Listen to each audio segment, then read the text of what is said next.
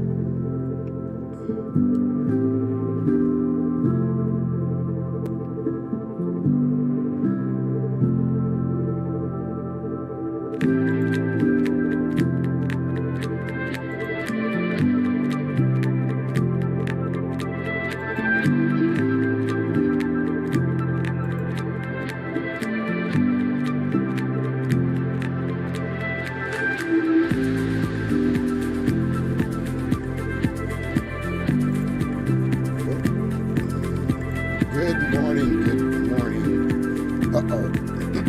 I don't know if the microphone's on. Microphone check 1 2, check 1 2. Yep, we're on. It's still saying we got a warning. I don't know what that warning is about. But good morning, my name is Mr. Michael Hayes of the Living Legacy Group. And I want to welcome you today to another live stream of the Living Legacy Live. And we are getting ready and prepared. We might have to shut down for a second, but we will try not to. I'm going to fire up another unit here to see what's going on. I hope everybody had a great and safe day yesterday. It is kind of sleety here this morning in Romulus, Michigan, and the roads are kind of bad out there. So be careful. Shouts out to my brother, Zarek. He's out there on the road. Be safe, my brother. Can't wait to see you when you come back. And anybody else out there who's got to make that trek all the way to the office. So let's begin. Let's see. Hold on one second. I've got to pull up YouTube here so I can see exactly. I got a warning here that's saying my stream something might be wrong with it. So waiting. Let's see if we're on. Are we actually on?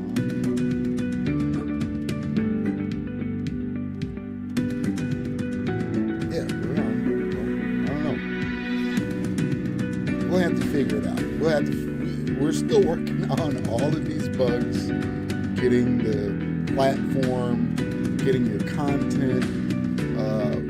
Okay, your stream rate current is 1567. Okay, so let's change that. I'm gonna have to change my bit rate.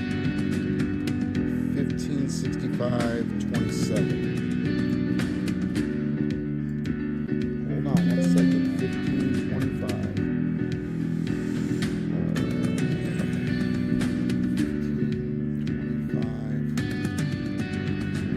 6.7 did it say?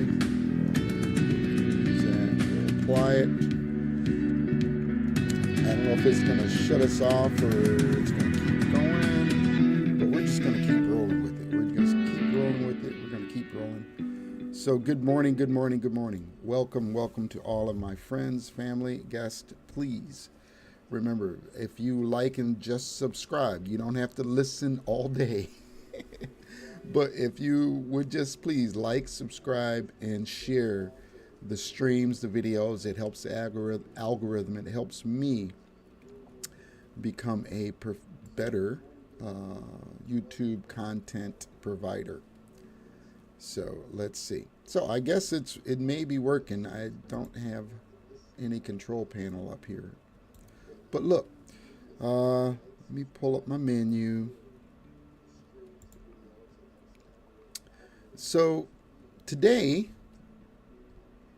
let me get a drink of coffee here. What time is it? It is 8:05. It is January 23rd, 2024. Man. So I'm going to have to cut this volume down here on this monitor. Okay. Hey, fam, Living Legacy fam. Welcome back to another exciting live stream. I am your host, Michael Hayes, and we're here always to dive into topics that matter and create a legacy worth living. Today's topic is so relatable and something we all have experienced. Really?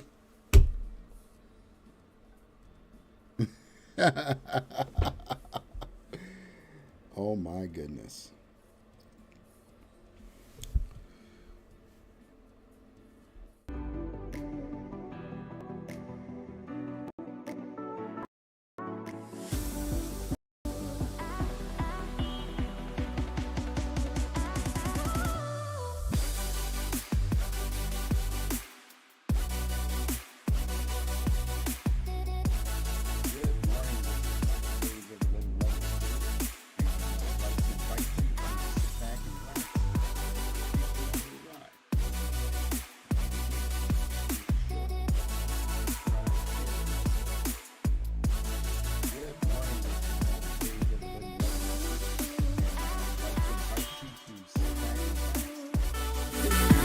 Welcome back. I got to get rid of my countdown kind timer. Welcome back, and we will. I have to pull back up my. We need a third monitor, but I don't need a third monitor. But I really do need a third monitor. Here we are. Okay. First things first. Let's break down FOMO. Fear of missing out.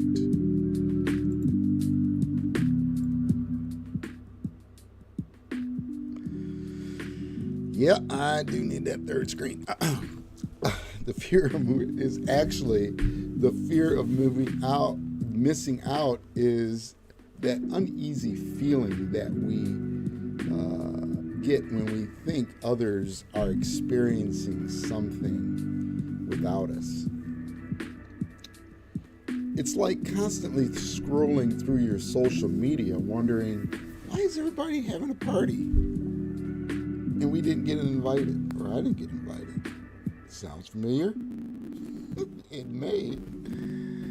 I remember the first time I felt FOMO. It's called FOMO.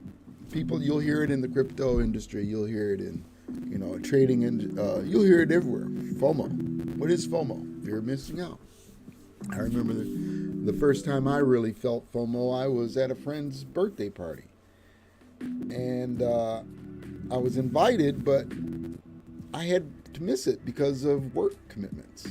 So when I started seeing the post on, social media and everything, I couldn't help the feeling of, man, I was missing out on so much fun, and I really felt this thing that it was missing out of my life. And you'll find that in trading, because this is what's happening now with the adoption of Bitcoin. Now, we know that we know what FOMO is. Now let's dive into why it happens. From social media to constant updates, there are so many triggers, but fear not. We've got some insights into the psychology behind FOMO and how to take control of it. Yeah.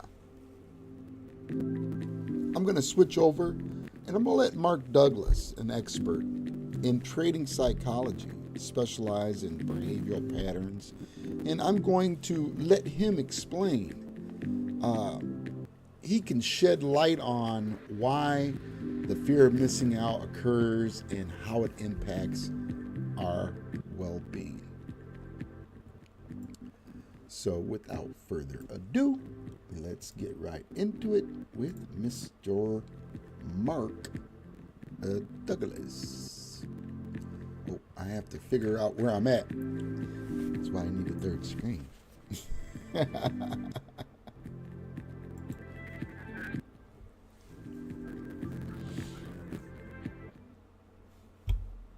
And three hands. And the mouse doesn't want to work.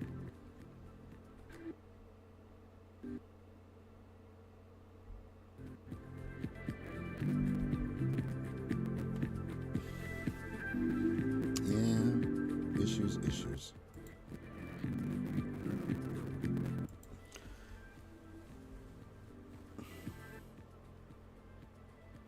Nothing's keeping up.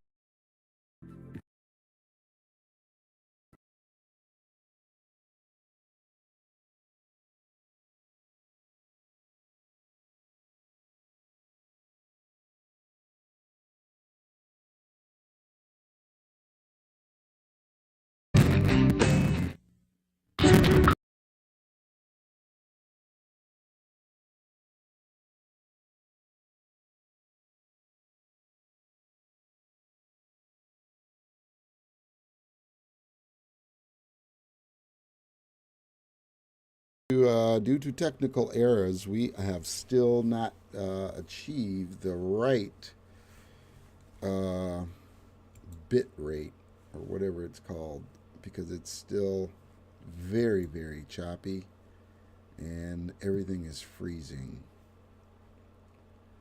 So hang on.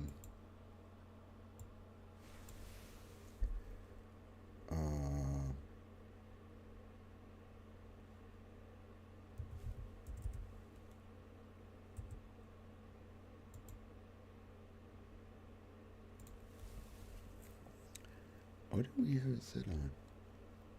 We've got to figure out what we had it set on. Engineers, any engineers?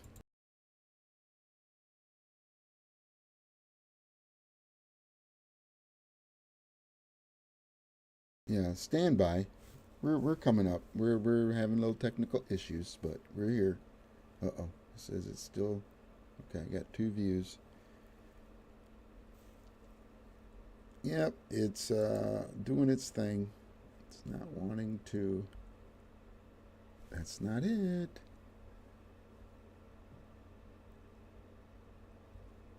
That's not it. Hang on one second. Let's.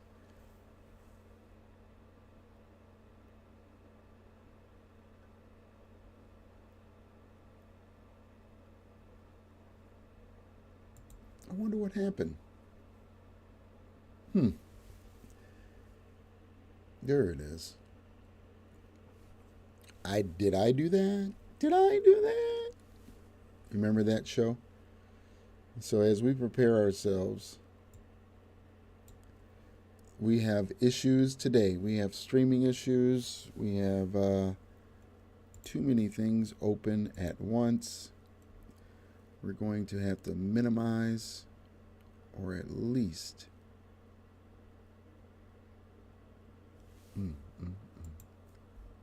okay. Oh, excuse me. All right, come on. What's going on here? It's buffering. It's really got a lag today. Maybe it's because of all the ice, or I thought we were wireless. I don't know. I'm still trying to figure it out. Yes, we'll wait. Thank you. Yep, and it's still saying our YouTube streaming is very, very bad. Let's stop recording. Maybe that will ease up some of the pain. And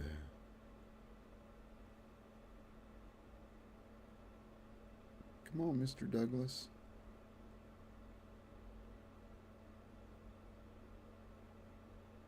Well, while Mr. Douglas is trying to do his thing, we're going to switch back to desktop.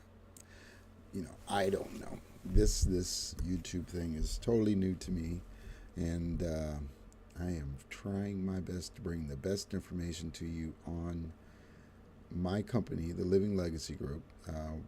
It is a network marketing group or network marketing company, and we definitely are looking for members to teach the public about the awareness of cryptocurrencies and the importance actually of having just a little bit. I'm not saying go buy the farm, Mark, but here we go. we do have another hour, like I said, Okay. so we've got plenty more time to go.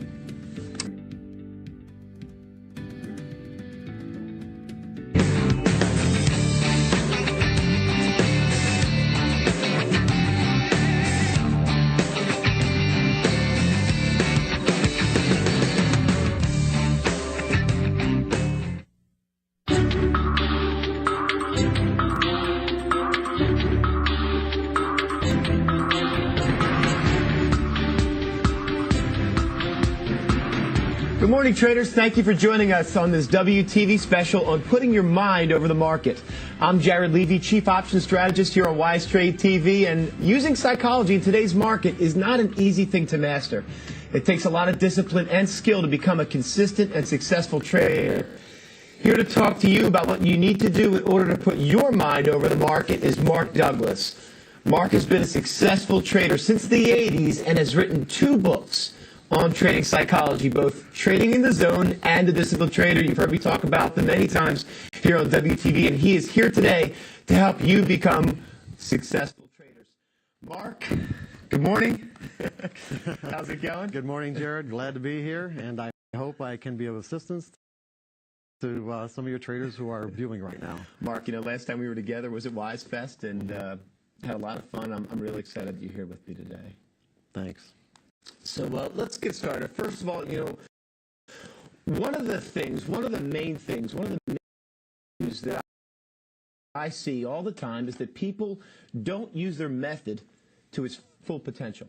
In other words, there's a negative correlation between what the trader ends up, what he could have had if he just followed his methodology. Right. In your DVD program, you refer to this as the profit gap. This is a problem. You refer to it as the profit gap. And I think it's one of the least understood concepts of trading. Can you address this a little bit, this profit gap? Yeah, that's actually a really good place to start because I think that more than anything, what your viewers want or what your customers want are consistent results. They want to be able to produce an income that that they can rely on from their trading. And I'm sure that many of your viewers have already realized that getting a steady income is not such an easy task.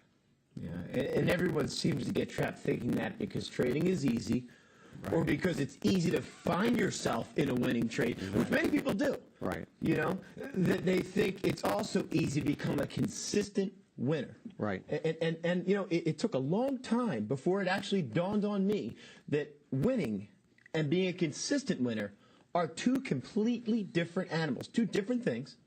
And in some ways, there isn't even a relationship between the 2. It almost seems like there's no relationship between the 2. Yeah. That's what you're saying, right? Yeah. Yeah, that's a real hard mental barrier to break through.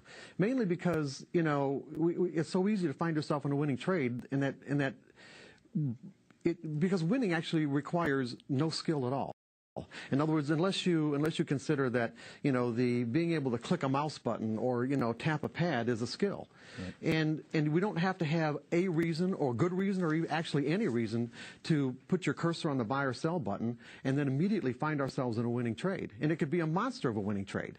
And what did it take? What kind of what kind of skills did it take to actually experience this? Absolutely none. Yeah. So it'd be natural to take the leap from, well, if it's this easy to win, it can't be that much harder to make a steady income. Like you said, it's that easy to click the mouse and for me to sit there and make $5,000 or $10,000, then it must be pretty darn easy for me to sit there and make a living out of this. And that's what I thought for a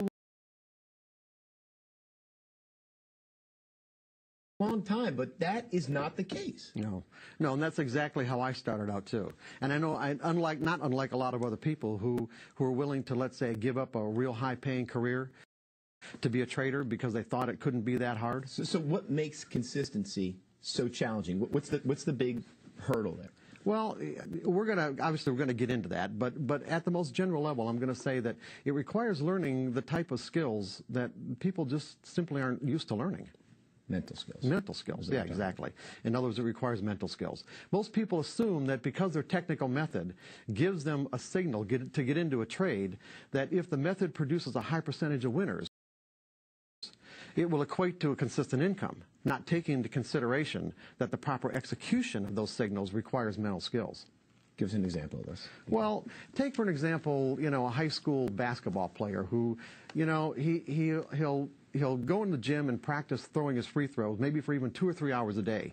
It wouldn't be unusual for him to be able to hit 50 in a row, would it? I mean, that's You not see that all the out of the time. realm of reality, right? Okay, so the problem is that could he even hit 2 in a row if the circumstances were he was in the final game of the NCAA championship, his team is down 1 point, there's only a few seconds left on the clock, and he was just fouled. Changes everything. Yeah, under those circumstances, without the appropriate mental skills, hitting either one of those free throws is very unlikely.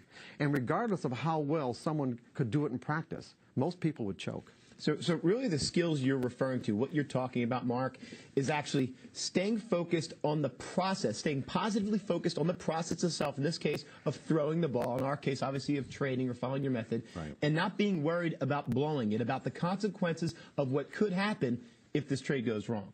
Exactly right. Just like what I'm going through right now. Here trying on to stay TV. focused. Yeah, trying to stay focused on the process of this presentation and not blowing it. But you're doing fantastic, by the way. Anyway, with trading, we may have a technical method telling us what to do and giving us the potential to generate consistent results. But like the basketball player, without developing the appropriate mental skills, it's unlikely we'll be able to do what our method, our trading plan is indicating without making a number of potential execution errors. In other words, to stay positively focused on the process of trading by doing exactly what we need to do, when we need to do it, without hesitation, reservation, or fear. Okay. That's interesting. So you see, no matter how good a technical method is at generating winning trades, turning those winners into a consistent income requires the ability to do or not do some things that the method itself can't help us with. For example, our method can't force us to predefine the risk of getting into a trade. Or if we do predefine the risk, our method can't force us to take the loss that ends up turning into a bigger loss. Right. And that's happened to everybody, okay? Our method can't prevent us from moving a stop closer to our entry point where we get stopped out and the market trades back in our favor. Our method can't prevent us from hesitating and getting in too late. Or our method can't stop us from jumping the gun and getting in too soon, where the signal to actually get in never really develops. And our method can't stop us from getting out of a winning trade too soon and leave money on the table. Nor can it prevent us from letting a winning trade turn into a losing trade without having taken any profit. I know that all of our traders have experienced these issues. I know they have, and I think really what you're saying is that the methodology, and this methodology, folks, what we're talking about, we say the word methodology is the Wise Trade software, that's our method. And it can give us winning trades. We've seen, I know all of you have had winning trades, but it cannot give us consistent results if we're susceptible to making the kind of mental errors that you're talking about Right. here. Okay? Exactly right. Yeah, that's exactly what I'm saying. And all the mental errors I just listed are the result of thinking, believing, or assuming that our technical method is telling us what's going to happen next on a trade-by-trade basis, and not understanding that technical methods aren't designed to do that. Right. Technical methods and patterns are designed to put the odds of success in our favor over a series of trades. It may not seem like it on the surface, but there's some profound psychological implications here. What this means is the outcome of the signals generated by any technical method on a trade-by-trade basis are unique and random. In other words, there's no way to know in advance what the outcome to any particular signal will be or what the sequence of wins or losses will be over a series of trades. It's a mouthful. and I understand what you're saying. And I think, we need to, first of all, know that many of our viewers out there are experiencing the same sort of thing, okay? And they're probably going to have some trouble grasping this concept that by accepting the randomness of these outcomes, they can produce consistent results. That's an odd concept. Yeah, but that's exactly what I'm saying, Jared. I know it's somewhat of a paradox to think that events that have a random outcome can produce a consistent result, but think about it. This is the principle that's been used by casinos for hundreds of years. Right. Technical methods and patterns will give the individual trader the same kind of advantage the casino has over the individual player. If the trader can think about it from the proper perspective. On the other hand, if a trader who has generated his signal from a technical method hasn't learned to integrate this principle, this randomness principle, into his trading regimen, he'll undoubtedly find that trading can be one of the most frustrating, if not exasperating, endeavors he's ever chosen to undertake. You know, and I know there are a lot of viewers out there who may be experiencing frustration. In fact, I know there are definitely viewers who are experiencing frustration, but I'm not sure if they're making the connection that the reason because, you know, they don't believe in this randomness principle where you can generate consistent returns by looking at the outcomes of their trades as random and unique. Right. They have to be able to view that as random and unique. You know, that's, I think, the big issue. No, I know, and that's why we're here explaining it right now. You see, the frustration comes from our expectations. It's from expecting something from our technical method it just can't do. Technical methods define and identify patterns in collective human behavior. Right. Now, the patterns definitely exist. They repeat themselves over and over again. The problem is the outcomes don't always correspond with the patterns on a trade-by-trade basis. So what I'm saying is that, yes, we have patterns, yes, and they repeat themselves over and over, and our minds just naturally think, well, I have a pattern that's consistent, I should have an outcome that's consistent with the pattern, right. And that's not what I'm saying at all. What I'm saying is that there doesn't have to be a relationship between the outcome and the pattern. Right. So this is what I've been going through for the last few days because of the fact that it is unpredictable. You never know what's going on. The only way that you know of anything is through the news. And then we have not only my fear and anxiety, but you have the fear and anxiety over the world on this new adoption because of the fact that it's not as difficult as you may think it is, but it is something that's worth, researching for later on, in your future. But sticking with the plan, absolutely. I find that it often the fear of missing out stems from the desire for connection and the fear of being left out. But the good news is there's strategies to overcome it. Now stay tuned and we will discuss those particular type of control fear of missing out in our daily lives. So please stay tuned, and we'll be right back after this message from our sponsor, P&D Uniforms. Welcome to P&D Uniforms and Accessories, where we treat all of our customers just like family. Your one-stop shop for all things uniforms. We carry a wide selection of top-quality uniforms from school to medical scrubs, plus church and choir gear. P&D Uniforms and Accessories have been in business for over 15 years. We are centrally located at 20936 Kelly Road in East Point, Michigan. Open 6 days a week, Monday through Saturday. Give us a call today, 586-777-3801. P&D Uniforms. Top Industry. This is the place where you can get the largest refund that you can get for your tax season this year. Up to $7,000 today, cash advance. And what I like is you get this, you can earn this cash as a $25 referral. So please visit 3 convenient locations for Top Industry Tax Preparation. That is 10,000 Wayne Road, Suite 8, Romulus, Michigan, 48174. 16,000 West 9 Mile Road, Suite 306, Southville, Michigan, 4807. and 19 Clifford Street. That's downtown Detroit. If you're self-employed, no problem. If you make cash as your wages, you can file now. If you do makeup, hair, a landscaper, bartender, entertainer, if you have a child, you can file for your taxes and receive your refund today. Remember, you can call Jasmine at 734-606-4085.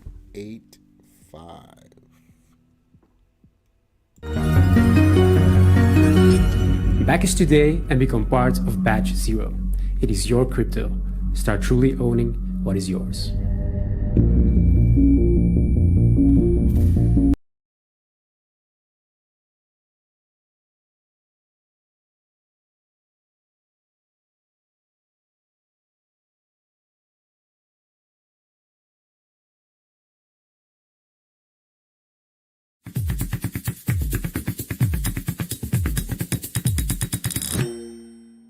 Crypto IRAs are a smart way to invest in crypto, but can often seem confusing. They're actually quite simple when you just sit down and think about it. They're just like regular IRA retirement accounts. They provide tax benefits and help you invest for the future. But now they're made for the modern age, as they allow you to invest in your favorite cryptocurrencies while still keeping those same tax benefits. Here are the top 5 reasons why investors typically open a crypto IRA at iTrust Capital. Number 1. Tax benefits. When you buy or sell crypto on a regular exchange, you're subject to income tax or capital gains tax, depending on how long you held the asset for. This is where the power of the crypto IRA really shows itself. All transactions made inside of a crypto IRA are tax-free. In addition, unlike when trading on regular exchanges, you don't need to track and report on all of your transactions. Number 2, built-in cold storage security. One of the most important parts of crypto investing is storing the funds securely. If private keys get lost or stolen, those funds are gone forever. If you don't want to deal with having to create private keys, secure them, and manage them yourself, a crypto IRA is a great option for you. At iTrust Capital, we have built-in cold storage security from our partners at Coinbase Custody, the world's most trusted cold storage provider, so you can focus on crypto investing. Number 3, low fees. At iTrust Capital, we have surveyed the entire industry and have made it our mission to have the lowest fees. Other crypto IRA providers will charge up to 12% for you to purchase crypto, including adding hefty monthly fees as well. We charge just 1% per transaction with no sign-up fee and no monthly fees. Number 4, lots of options. Options, options, and more options. We strive to make sure our clients have access to their favorite cryptocurrencies. Bitcoin, Ethereum, Chainlink, Cardano, Polkadot, and many, many more. You can log into the platform and buy or sell anytime 24/7. We know that the industry moves fast and new exciting projects come out all the time. We're constantly updating our platform to provide a variety of opportunities for you to choose from. Number 5, customer experience. I hate talking to robots on the phone just as much as you do. It just feels like you're stuck in phone jail. We've made it easy for you to get in touch with our customer experience specialists who help guide you through the process of setting up your new account. In addition, existing clients also have access to the team to make sure that you always feel taken care of.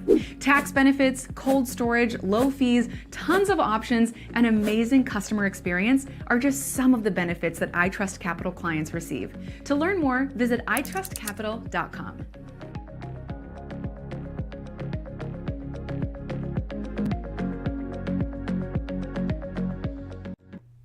Thank you. iTrust Capital is the place where you can start to save for this year in monetary contributions through any source of your employment. If you are self-employed, you can start with, I think it's a minimum of $8,000. I know that's what I started with, and it actually was very comfortable for me because I didn't have anything. I used my 401k back in the in the early 2000s when I used to work for companies and things like that. So, folks, we are back today. Hopefully everything is going good with you. And we were talking about the fear of missing out. So we're going to go right into exactly these tips. So without any further ado, these are the tips to control FOMO, and let's not forget, and let's not let FOMO control us. Right? Okay. Tip number 1: practice mindfulness. Take a moment to appreciate where you are, what you have, and the experiences that you are currently enjoying. Mindfulness helps us stay present and reduces the impact of the fear of missing out. Tip number 2: set boundaries. When you set boundaries, it's okay to take breaks from social media or say no to some invitations. Creating boundaries allows us to focus on what truly matters to us without succumbing to the fear of missing out pressures. Number 3, gratitude journal. I love gratitude journals. I journal everything that happens in my life, mostly happens in my life. So when I do leave this earth plane, somebody's got a lot to read. And this tip keeps, when you keep a gratuity journal, a gratitude journal, write down the things that you're grateful for, everyday things. It's a powerful way to shift your focus from what you lack to what you have. And be thankful, because there's a lot of people that are suffering with what you think you may not have, and they might not have just the simplest things that you and I have the freedom and the luxury of having. Now, well, listen, there you have it, fam. The fear of missing out might be a common feeling, but it doesn't have to control our lives. Remember, our legacy is about living the moment, creating memories, and embracing what makes us unique. Share your thoughts in the comments, and I'll catch you on the next segment. Until then, keep living the amazing legacy of yours. All right? So now we are going to switch over to our morning overview, and we're going to see what's going on in the news. Right now we have Trader. I don't think Trader TV is live yet. Let's check and see. I think those guys get online about 9 o'clock, but we will go over some of the things that, let's see, maybe they are online right now. So if they are on live, we will go right over to listening to what they have to say. We're going to pay attention to what the market is telling us. Bitcoin has reached that low. That, I don't know what video it was, but back there I said, looking at the charts in TradingView, it did show that Bitcoin could retrace back to the 3,800s. And I didn't heed to my own words, and I did some really things. Really, on an offering, but the plug power on volume breaking out. So I really did some things that I'm talking about, that fear of missing out. I kept thinking, oh man, this is going to be it. This is going to be it. This is going to be it. And as much as I was feeling that fear of not being there when this thing blasts off, I kind of, started going backwards in my account. I, got closed out on a couple of trades. You have to get used to being stopped out in your lot sizes. This is why I continue to bring this content, this education, and I continue to feed it to you repetitiously. So when it's just like when you're driving, you just go to work. You expect your car to start. You expect everything to go correct in your journey to getting there. But have you ever been driving and then all of a sudden you'll be off and, you'll be driving perfect, but you'll miss your exit? What's up with that?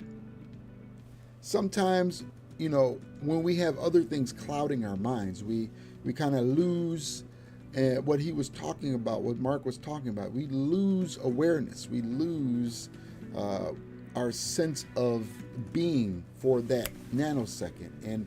And when you let these things overcome, it tends to change what you feel and your feelings inside. So later on in the psychology part at 2 o'clock, I'm going to have a special showing of my newfound method of clearing myself through meditation. And I didn't discover it. I was given this information by a very, very, very dear friend of mine, which is a professional meditation therapist. We're always going to put that out there, as she is a professional in her trait. But she's opened my mind to certain possibilities through clearing these past traumas, these things that kind of nag and ache us to our very day that we tend to hold on to. We find them precious, that we don't want to release them so we can allow goodness to come into our hands. So, all right, enough of my spiel. So let me get over to Trader TV Live, and we'll catch up on the news. 170,000.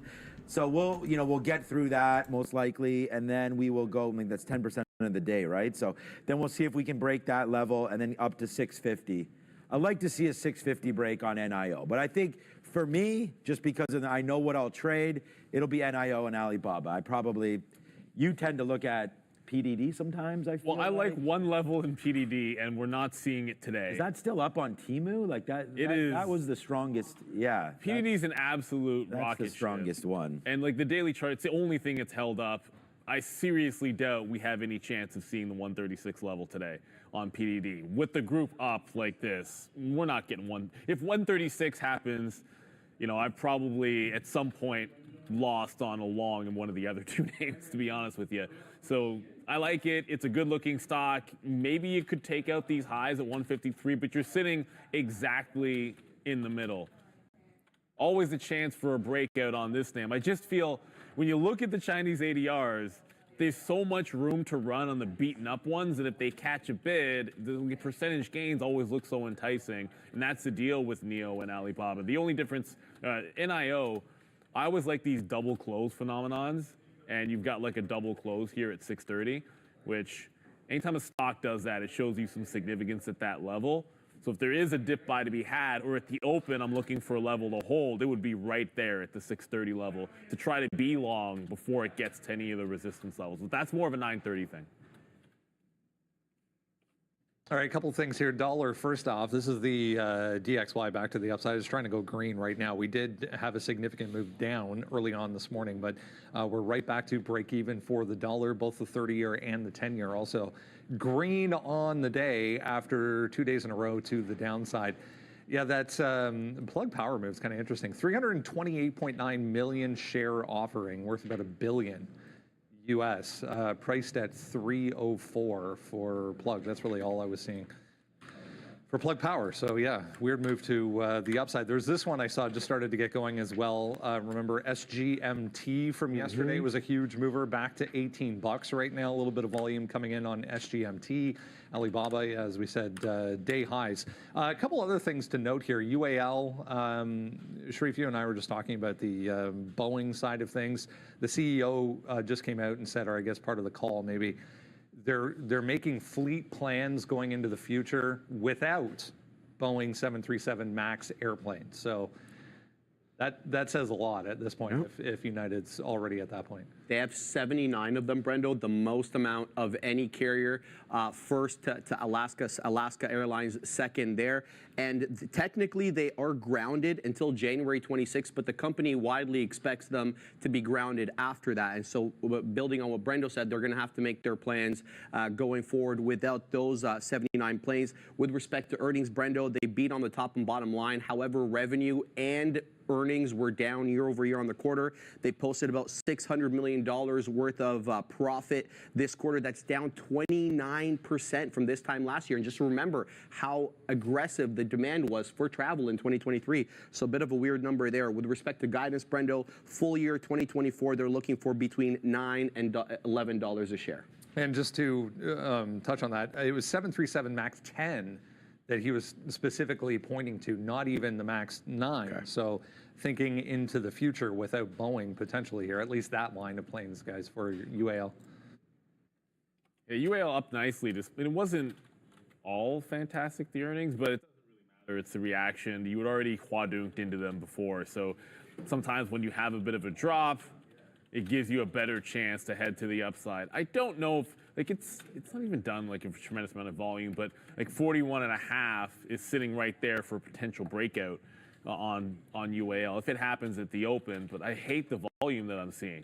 What's more interesting is you put that pressure on Boeing and they're up, and since its hold of the 200 level, it's got this 217 in its sights, right? Like the test in the 200 failed to 17. There's your close on the 12th, right up there. If it can break that out at 17, I think you get up to that close and all systems go potentially for Boeing. It's weird on bad news, but we were talking yesterday, can they close above the 200 period moving average? Well, the first step happened. The second is to find buyers above that 217 level, which I think we're going to figure out at the open on Boeing. So it's weird that you have that in the face of what's going on and what was just reported with UAL, more pressure on them. But this is a stock that gave back $65.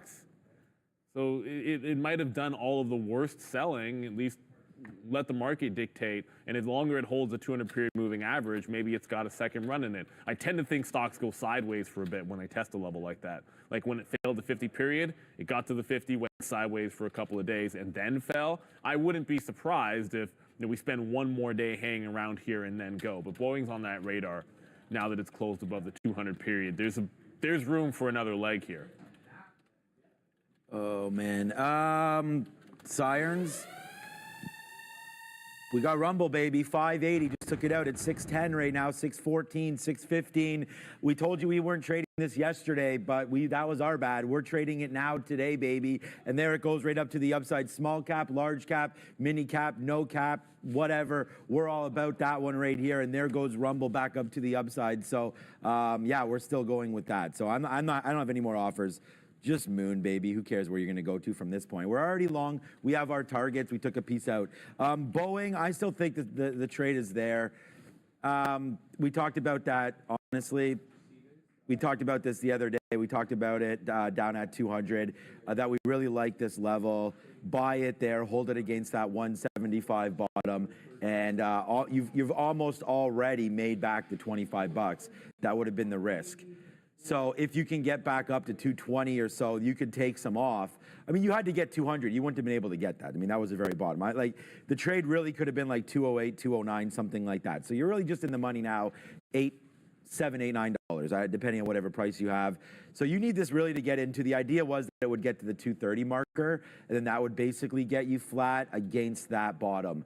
So that's kind of the trade that I liked for Boeing when you sort of dip down there. And then we got that report that they went through all 40 planes and they didn't find any errors. Now they still have another 70 to go. Yeah, I think there was 170 total. 170 in total. So they still have a little bit to go, but so far so good. So when you got that report, I don't know if that was the all clear, but nice move back up to the upside against that 175 bottom. So I don't know. I tend not to trade it intraday unless we get some kind of announcement regarding something. So we'll wait to hear about Boeing, but yeah, I like the stock for a long-term hold at these levels. All right, just quickly, another one, people watching this morning here, Fisker back to the upside 2 days in a row here. Decent volume behind this as well, sitting right at $1. So they're going to sell the cars they were trying to sell by the end of last quarter, by the end of this quarter, is essentially. Am I summing that up properly? You are. At this point? Yes. I don't really see any other positives coming out of this announcement today. Brendo, you said it perfectly. They made 10,000 vehicles in 2023. They delivered 4,700 of those. So the remaining balance, they're trying to move off their books so that they can bring in the new line for 2024. Remember that this company doesn't only make their own vehicles. Magna, which is a big Canadian company, actually makes some of their vehicles in Europe as well. So they have some of their side in the United States where they're producing, and then Magna's producing that in Europe. But the only positive side to this, Brendo, more than 100 dealers in the United States, Canada, and Europe have expressed interest in becoming a Fisker dealer. So, I mean, I don't know. Is that okay? At this point, I don't think there is an answer to that. Let's get a few analyst moves for you this morning. Adara has upgrades and downgrades over at the screen. Enphase to the upside this morning after an upgrade from Truist, a price target increase from 85 to 145, so pretty significant here, definitely one to watch. ExxonMobil getting an upgrade from TD Cowen, and then we have some chip names on the horizon here as well. AMD with an upgrade from Cantor Fitzgerald, and Cantor Fitzgerald also upgrading Broadcom today. For downgrades, Coinbase to the downside here after a downgrade from JP Morgan Chase, $80 price target. Cheesecake Factory also getting downgraded by JP Morgan here. We have Chevron with an downgrade from TD Cowen, and Truist downgrading Bloom Energy here, guys. AMD gets a downgrade. AMD gets an upgrade now. You got XOM getting an upgrade. You got CVX getting the downgrade. It's all over the place here. It's all the same crap. It is. Yeah, whatever. People are making their adjustments, and it is what it is. Sometimes I think you can read a bit much into them. But Chevron's at the same support level. This has been the bounce zone, at least for the last month or two. For Chevron, this 141 to 140 level. It did make a 10% bounce once and sort of came back in here. So the 140 is pretty darn key. Like, I remember it was 98 on XOM that held, and then eventually when it broke, it was kind of trending downside now. So I think if this 140 can't hold on, there's probably a trade here in CVX. Now I'm long this one on my long-term account. I'm not selling it or anything like that. And I just recently bought the 141 level. But as far as a trade goes, if it doesn't hang on to 140, I do think you've got something. I don't think it happens today because you're pretty much at 42s. But once that's gone, I think you've got a little bit of room. It's not your typical flat bottom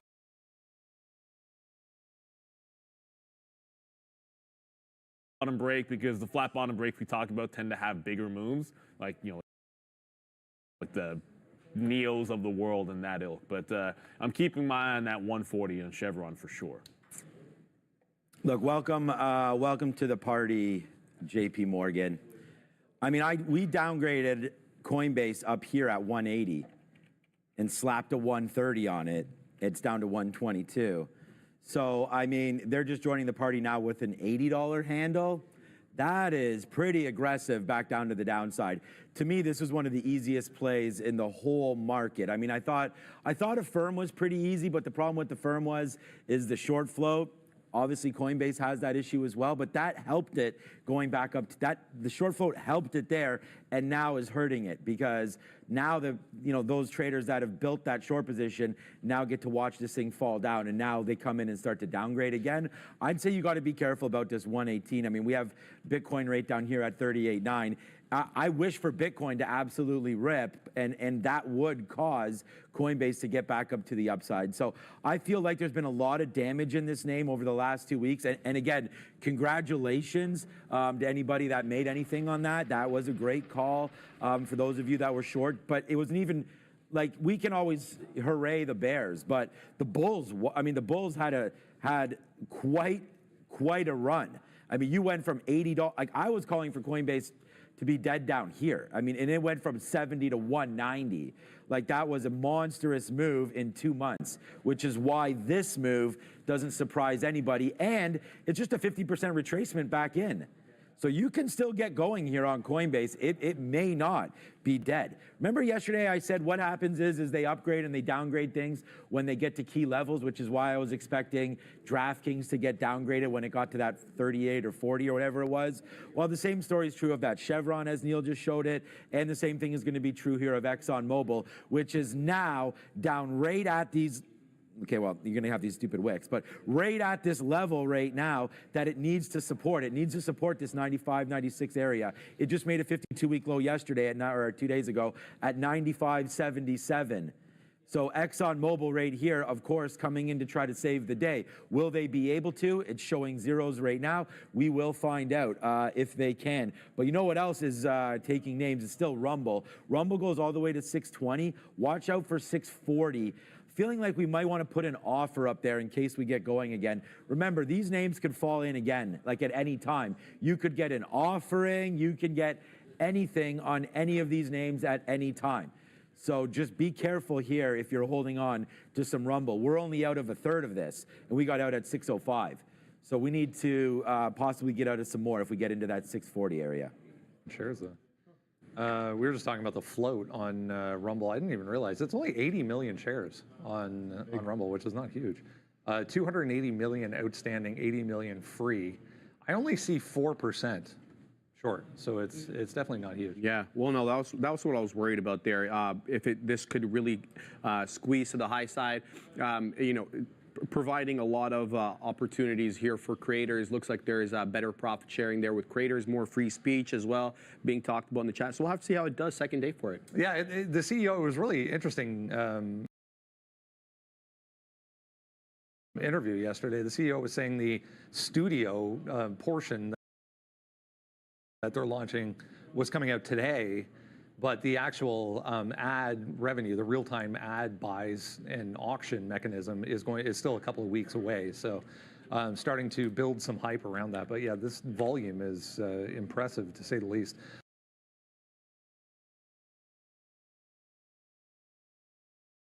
Already 6 million shares there for Rumble. You guys were talking about Bitcoin there. I was going to mention yeah, BTC back to 38.9, 38.5. There's a couple other crypto-related stocks downside as a result as well. I mean, I just saw J&J pop up in front of me on some volume on their earnings. I mean, we can get into that a little bit later on. But as far as crypto, I mean, anything you have your eye on today? Yeah, well, JP Morgan had a comment today on Coinbase, Brendo, downgrade there. I'm sure Derek covered that, but here is the comment from the analyst. Says, we think the catalyst in Bitcoin ETFs that has pushed the ecosystem out of its winter will disappoint market participants, says Kenneth B. Worthington. He goes on to say cryptocurrency prices are already under pressure with Bitcoin falling below 40,000. They don't see this as a 2020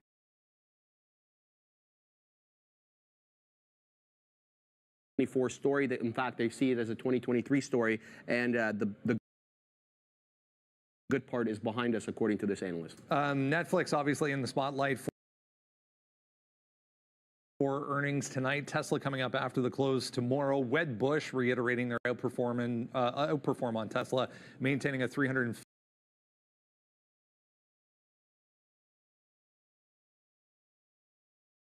price target. I didn't mention to you, I saw the first Cybertruck in Toronto.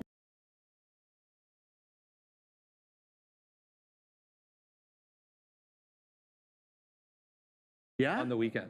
Driving? Actually driving, yeah. And thoughts? It was on Queen Street. I mean, it looks like a Cybertruck. I mean, was everybody looking at it? Oh my God, it was insane. Of course. It was insane. Yeah. There was like a crowd walking along the street.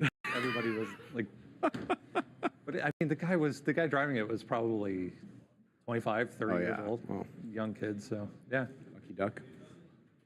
There was, I don't know, the thing I heard about the Cybertruck, and you guys will correct me if I'm wrong about this. I just heard it on one of those news channels. You got to clear, there's certain things you have to clean right away off of the truck because it can lead to coercion and that kind of stuff. And one of them was like bird poop. Like, really? That's not happening. Like, I really, come on. Like, there's no chance you need to be prompt in cleaning something like that. If that's true, that's not necessarily a good thing for Tesla. But let's keep in mind, hey, man, Tesla.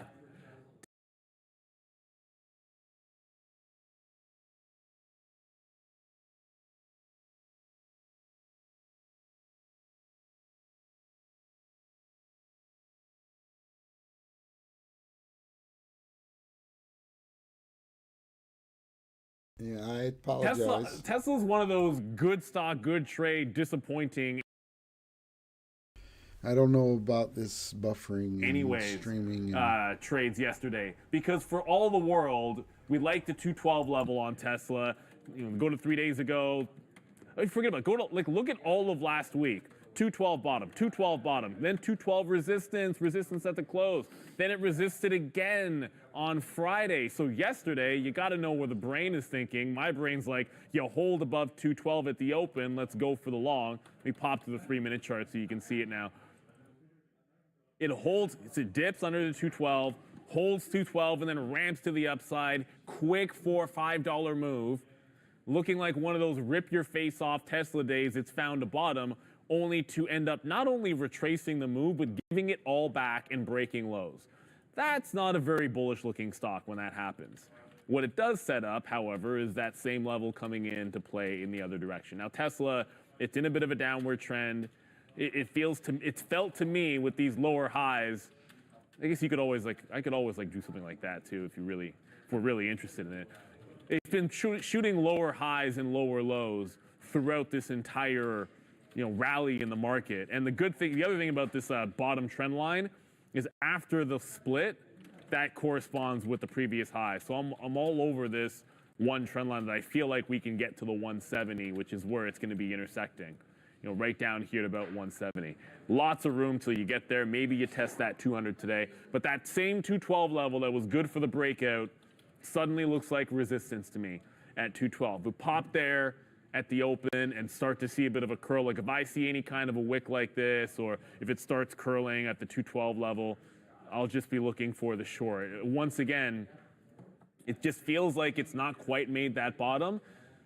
We'll see, like it's putting in lower lows still. If it's above that 212, I still believe it has a chance to break out above that price, but I know where my key line in the sand is going to be. And just because I haven't really gone, it's not that Fisker is a complicated idea. If you were watching yesterday, Fisker breaks $1, longs, and then it also bounced off $1 into the 110. The short was actually better than the long, obviously. Like short in here, I went all the way down to like 88, 90 cents. But the long right now in the twos, scalp it to the high, hold a piece for the breakout of the 110. If it breaks 110, look to join on any kind of a stair-step play to the upside. If it fails $1 at the open, get out. I'm not instant reversing short at 930. That was more of a play. If it reverses middle of the day under $1, that's more of a reversal play. But back to Fisker. It's a gimmick long off the dollar level. Yeah, they got news, but it's more about the 47% short float and the $1 level than anything else. Well, we have IBM, we have Chevron, 3M as well. Lots of stuff. Okay, just real quick here. Brennan sort of talked a little bit about Tesla, then a little bit about crypto. So, unfortunately, I have some not bad news, but if I'm going to show here. Look, let's just look at this for a second here. So here's all the coins that I kind of watch. All right. So the last 24 hours, Bitcoin down 5, Ethereum, down 8% on Ethereum, down 10% on Solana, down 6, Ripple, Cardano 9, Doge 9, Avalanche, Polkadot, Polygon, a lot of people talk about. Everybody's favorite dog, the Shiba Inu, is down here as well. Litecoin, Stellar. Anyways, as you go, they're all getting cranked. And even in the last hour, 1%, like it's not nice, right? And so I just use CoinGecko there for that portfolio. But anyways, so here's Bitcoin down here, 38.7. It looks like it's going lower. The chart is making moves ever since we cracked through 40,000. I feel like there's not support till about, we talked about 38, but we said more specifically 36. We can look at a chart of that, but we can't trade spot Bitcoin yet on the show. So hopefully we'll be able to do that. So for right now, I don't think Mara holds yesterday's open. So that's what I was going to say. A breakthrough here of 1550. We did swoosh down into 1520. So I think if you get a break of 1550 and you're able to execute like we are, like fast on a system like this, I think you want to put some bids there to make that 20, 30 cents quickly, maybe half, and then watch out for it to fall back in, or look for some short areas right here, 1650-ish, where you had some support. Before I say all of this, though, I think we're in the teens, right? Yeah, so 21% short float right there from Mara. So that's going to be something to consider when you're shorting this name, that you could get it blown out the top. But the best part about it is we have a top that we can respect. So if you take out this 1715 area, then you get out of there. And I think you start to short in around 1670. So it's very easy, this trade. You either break through 1550 right here, and then you watch it tumble down, and you have your outs maybe 16, kind of where we are, or you short the top and have that out. So unfortunately, Mara, Bitcoin, crypto, it doesn't help that Coinbase also gets downgraded today by Morgan, or by JP Morgan. Yeah, for me, this has fallen pretty dramatically. I can still see some traders coming in to buy Coinbase, but I'd rather pick on Mara a little bit today at $15. I'm sorry, I know there's a lot of people long that name. Easier short. All right, let's get into everything else we need to know here at 9 o'clock. Sharif's going to kick things off, as always, with a look at the market. 48.80, guys. That's where we closed out yesterday. The overnight high, 48.91. And then look at this candle over here. We came awfully close to touching 4,900 yesterday at around early morning, 7 a.m. So we'll have to wait and see whether we get a 4,900 touch. But with respect to resistance, I'm going to say look at 48.75 as possible support. If you have not done so yet, super easy. Scan that QR code or go to watchlist.tradertv.live. Enter your email address, and then you get everything you need to know. Absolutely free to your inbox every single morning from us. Let's go. Chinese ADRs back to the upside, and boy, do they ever need it in a big way. The daily chart on Alibaba kind of tells the story. I mean, you can look at FXI as well. The ETF kind of looks the same. Bigger gaps in that, though. 6.6% back higher here. There's a couple of things. More stimulus coming from the Chinese government, $278 billion worth.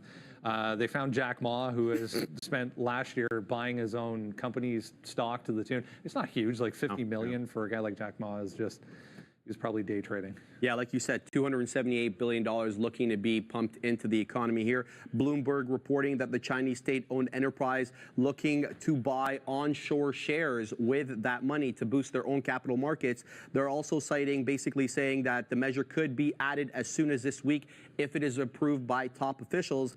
And the report came a day after Chinese Premier Li Qiang called for efforts to stabilize capital markets in the second largest economy. So we'll have to wait and see how ADRs do today. Yeah, coming off the worst day for stocks in the Asian session yesterday, if you remember, since 2022. So it was really, really bad there yesterday. So something needed to be done.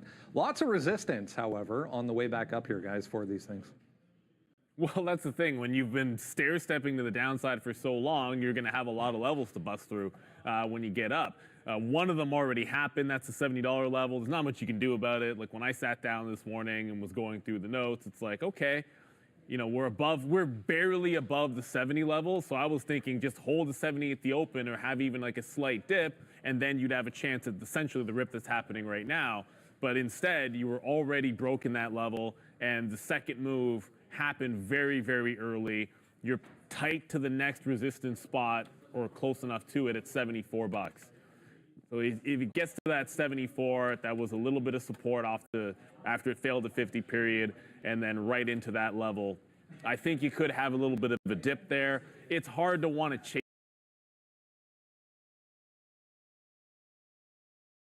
chase this one.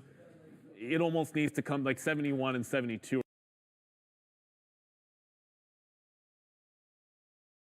are kind of the levels on the way back in for dips, which make it a little bit tricky to chase. And that leads me to like the secondary play, which I thought was going to be the secondary play, but NEO actually has a level to work off of. I just drew that double close at 630. Let me just draw it again, and then actually hit the save button. So I like that double close on NIO at 630. Right here, 17th and 18th, back-to-back days, then resistance under, breaking out over. If it can hold 630 at the open, as long as it's not flushing underneath, look for longs up and into that previous high. So might end up being NEO turns into the first trade. It was going to be Alibaba off the 70 level at the open, but when the stock's trading at 73 bucks, if you get 70 at the open, some extreme things have happened over there in Bobble world, so it's probably likely to be a little bit of NEO. I doubt I trade Pinduoduo today unless something drastic happens to the downside. But if they do a huge reverse and these stocks end up red, Pinduoduo 136 has been money. Yeah, so I just put here on the sticky note today that we would want BABA 70 long, and I actually wrote down what the plan of action was here. Like I said, I don't know where this price is going to be at 8:30, so we're going to have to play the dip back into VWAP, which is now $72. I suggested VWAP might have been $71.75. So right now VWAP is down to $72. I think when there's a gap, you retrace it back to VWAP. So there it is. So we'll see if that can happen there for a dip buy into Alibaba. Yesterday on the Market Recap Show, there it is. There it is. I got it.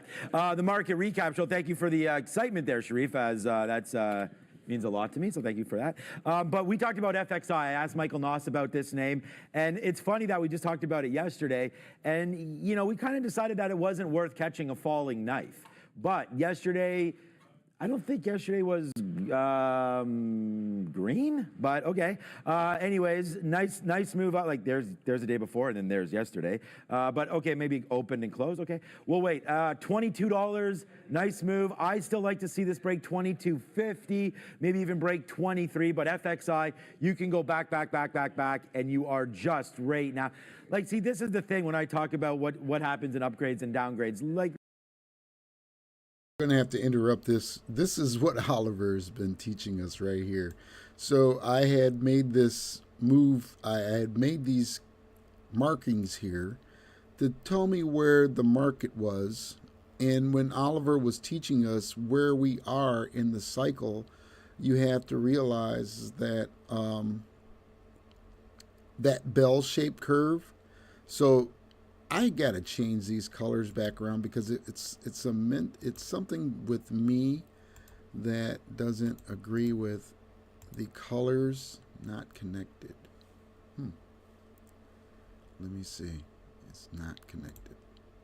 There it is. 20.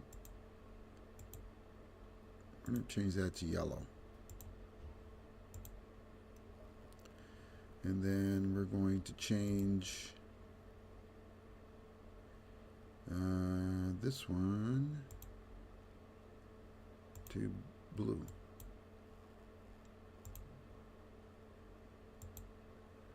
All right.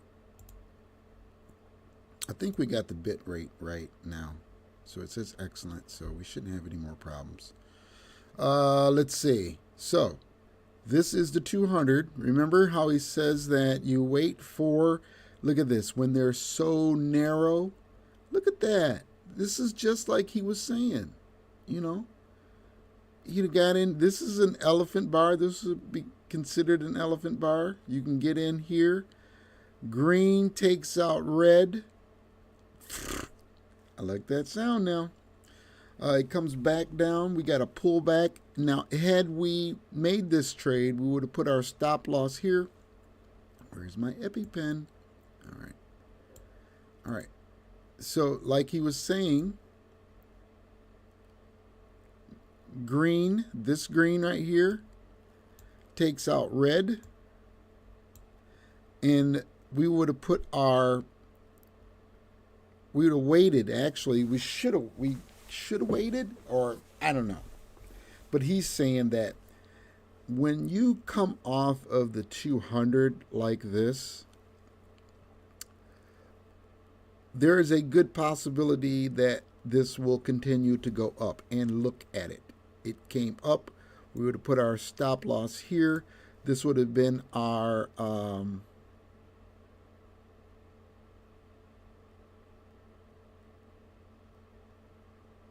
we would have got into the trade right about here, rode this up, put our stop loss, and just let it ride. But see, when you see things like this, these pieces, right? These candles, these big candles.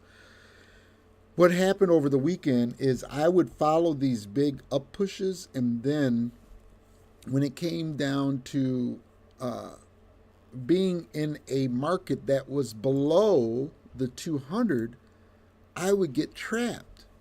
My buys would be up here, and I'm thinking, okay, well, it's going to turn around right here and then go back up. No, it would just keep going down. So it caused some trades to get closed out. So now as we look and remember what he's saying, green takes out red. And when it comes to where we're at right now, like I said, this was this morning. I put these 2 marks here. Now, not knowing that this was going to happen because we were going through the overview and everything like that, we now have a sense of, in the day, through this day today, of where we are in this trade of Santos. I chose to stop trading Bitcoin because Bitcoin is not stable yet. Bitcoin is going through its adoption phase. This phase is because of the fact that the coin is down. Some people, we kind of had this feeling because of, like he said, in 2023, there was a quick turn to the downside, which caused a lot of fear, panic, anxiety, because people were thinking they're losing. But, I heard a podcast by Oliver yesterday, and I will play that podcast. It's very important that you hear it, because when you look at, I'm going to switch over to Bitcoin. Oh boy. I wanted to actually continue to what I was saying. So we know where we're at. Remember that curve he was talking about? Remember that? Just like he said, bottom, up, top, down, bottom. So we are at least probably going to continue to go up because we see this big uptrend. And as we zoom out, we're going to go to the 5-minute chart. We're here at the 5-minute chart. You see this huge, lovely elephant bar. See, this is why I play these videos over and over, because now, as much as, people can get annoyed, I get annoyed sometimes too, but you don't kill the messenger. You accept the message and decide what actions can I take receiving this message. So I choose to use Oliver as the coach of the Living Legacy Group, not only because of the things that I've physically seen, and done. His technique works. His technique is simple.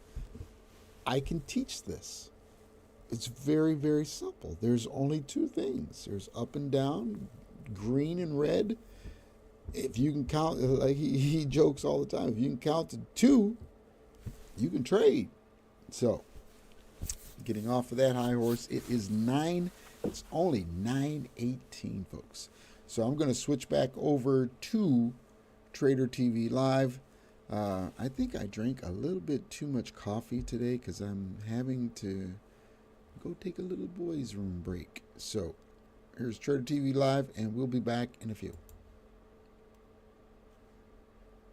Let's go spin the money. That's 60 cents in the money right now. For that, as it continues to go down, hopefully a little bit lower than where we are right now. The out for Alibaba was pretty good there. Like I said, boom, boom, boom. I do only have 10% left. Like, again, Neil and I are very, sort of robot traders sometimes, meaning that, once things hit our levels, we're able to get out. We do use stop orders. We talked about that. We try to have expectations of ins and outs. and where we get in and where we get out. And I'll show you a good example here. This is this trade that I was really, it didn't burn me. It was a great trade. I mean, it's like we say, any day above, ground is a good day. Any winning trade is a good trade. I don't care if you take 1 penny or 2 pennies. You took money out of the market, which is ruthless. I mean, this is not a fair place to play. All right. But anyways, so here's Amazon. We took it off that bottom. First out was like 30 cents or whatever, just whatever. We always take something out. And then we took out half there. We didn't have a very. I'm sorry to interrupt, but another thing, I am going to be trading on demo today because it is a red day still. If we look at the heat map, you can see that things that are in the crypto sector, you see all this red. So we're not going to be on the live account today, so we will be using the demo. But as we use the demo, we're going to continue to practice our techniques, our seeing what we've learned through watching the videos. So back to Trader TV Live. Was probably something as well there as well. Okay, that's a good one. Do it. That was a good one there, Fabian. He said, it's time to be frank with Frank. Or get frank. So actually, we need to talk to Frank about this because I like Frank's Red Hot. It's a little vinegary there. Okay, but not as a hot sauce. Okay, I'm not saying like this is the greatest hot sauce. Okay. Not a hot sauce. But it's okay. I think if you've got some nice, baked, like wings that are baked and they're naked, like getting some of that on there. If I need some lubrication on the wings, that's what I'm saying. I don't have something better. Right. Yeah, sure. So anyways, it's not a hot sauce. Thanks, Frank, for bringing that to our life. That's Frank's hot sauce. So I want to thank him for that. Let's get some wings. Well. Let's get some wings, yeah. Are you a spice or no spice kind of guy? I'm full go on the spice. Full go, and I'll even throw. We actually have pizza today in the office, and I'll throw a little of the hot sauce on the cheese pizza. On the deep dish, even on the deep dish. Oh, I love it. All right.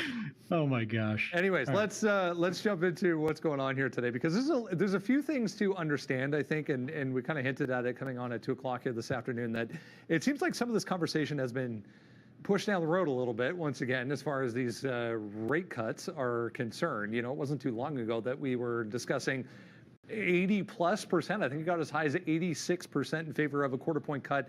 As soon as March, that's back to a coin flip at this point, Frank. Yeah, it's absolute craziness in the interest rate, Forex, all of these markets that are tangential to stocks, but obviously pushing and pulling on stocks as well. And yeah, first of all, starting with this dollar bid that we've seen to start the year, up 5% against the Japanese yen, up 4 to 5% against Aussie dollar, up a little bit against your Canadian dollar or pound and euro, but quite a resurgence and just a real shift in overall market rhetoric and thinking over the course of the last couple of weeks, the first couple of weeks of this year. And it's no coincidence that this dollar is rising, Brendan, with these rate cuts that are coming out of the market. And you and I are so close to this stuff, so we know, how quickly markets can price in and price out cuts, and everybody out there who has traded derivatives, products, futures, and options know that it's great to quote a delta on an out of the money call or put option, but that delta is absolutely going to change, and it's going to at some point get to 0 or 100 when expiration comes, and we're seeing some of that volatility in these priced in rate cuts that looked like closer to 100 delta on them happening in March, Brendan, and now are slipping away pretty quickly. And just a good example of, when you see an 80% or 85% likelihood, and that's how high we got of a cut coming in March at the end of last year. Yes, that means that the majority is thinking that it's going to happen, and the majority is still thinking it's going to happen, but now it's 55.2% as of this morning of a rate cut in March.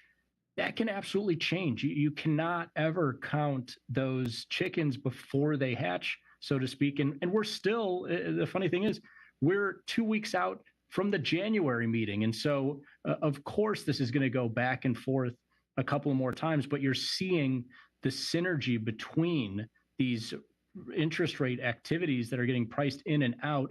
No coincidence that the dollar is running up in the same time frame, and stocks and crypto and all these different markets are seeing, to varying degrees, some unease. Yeah, and if you go towards the yields here, we'll talk about the longer term yields specifically. I mean, it's 3, 4, 5 days in a row here, straight back to the upside. We're back to 4.4, 4.4 and change almost on the 30 years. So, and I feel like we just kind of flip flop and go back and forth on this every time we talk at this point. But that's just the landscape in the market that we're in right now. That is so uncertain and so, they're directionless, for lack of a better word, and waiting for something to say, okay, the coast is clear, let's go in this direction. But the 10-year higher again today, the 30-year higher, as you said, the dollar being dragged along too.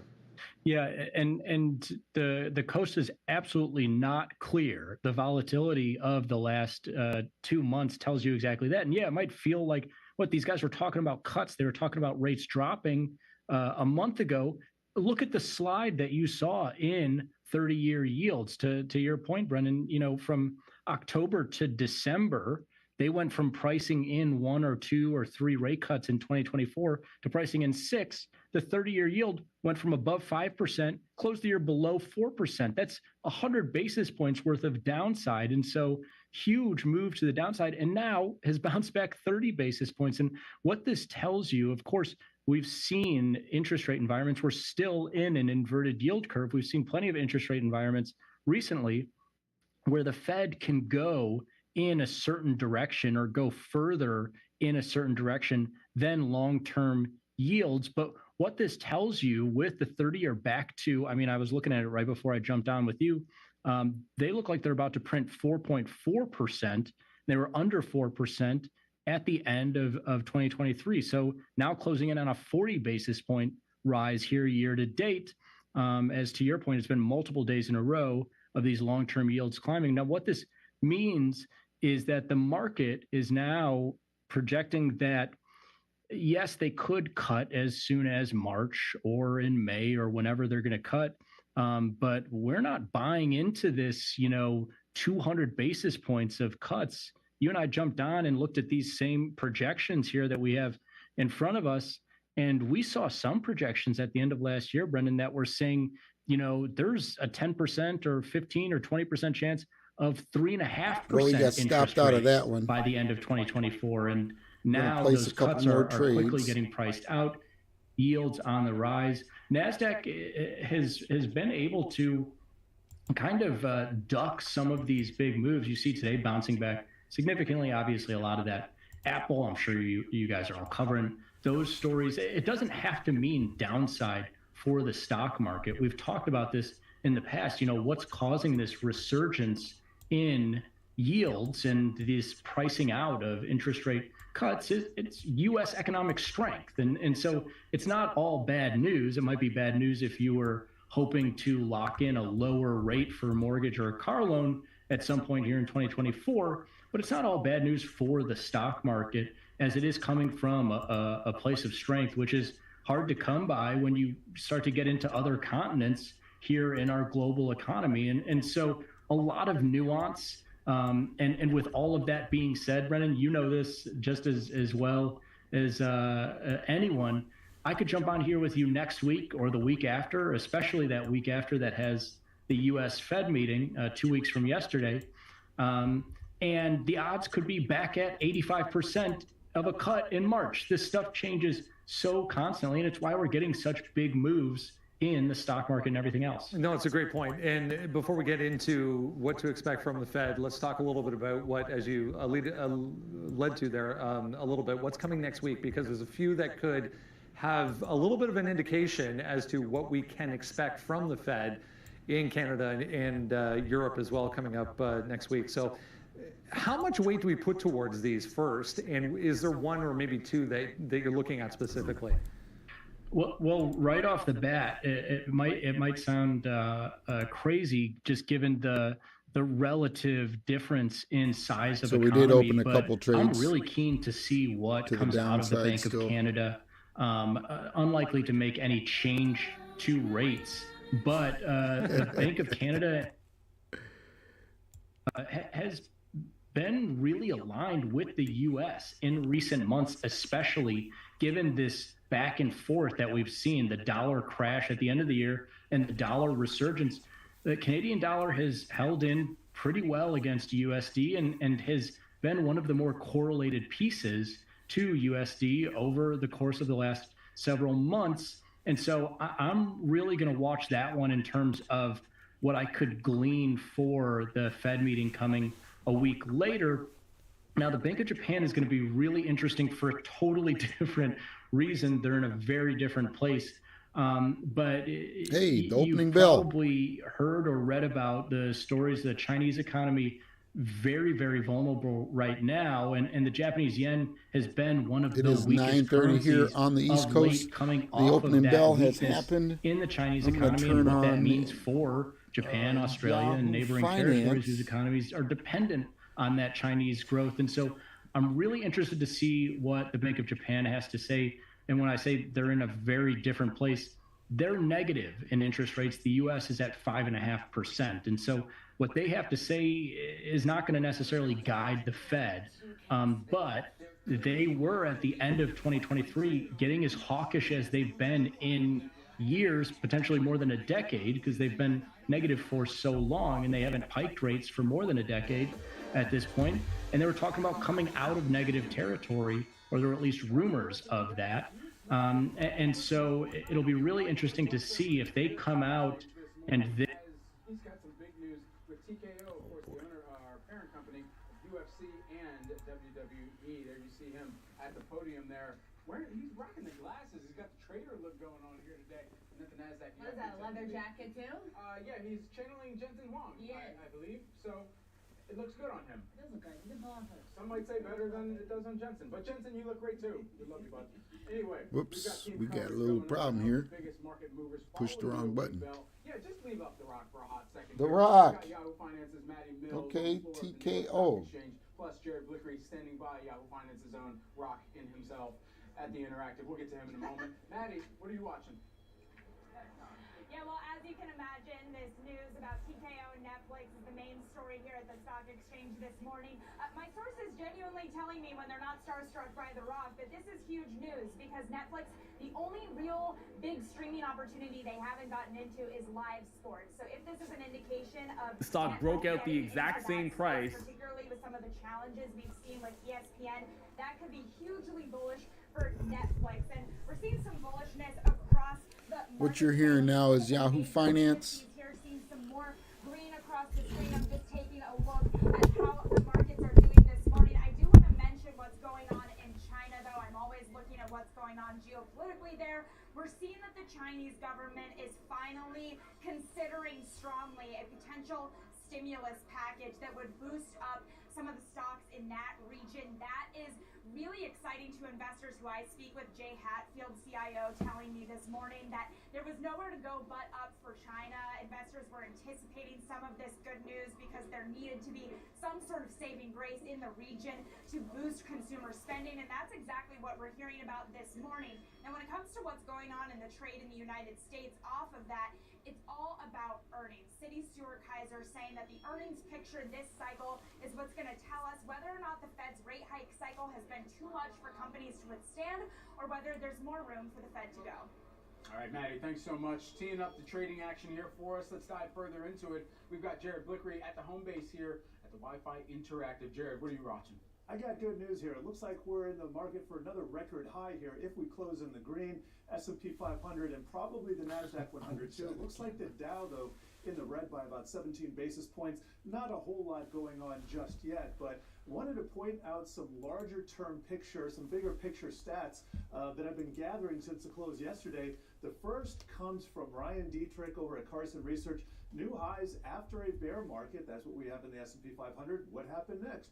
Looking at the 10 other bears since 1950, the S&P 500 was higher A year later, 9 times. So that's 9 out of 10 times. With new highs after this bear officially happening, history would say the upward trend could very well continue.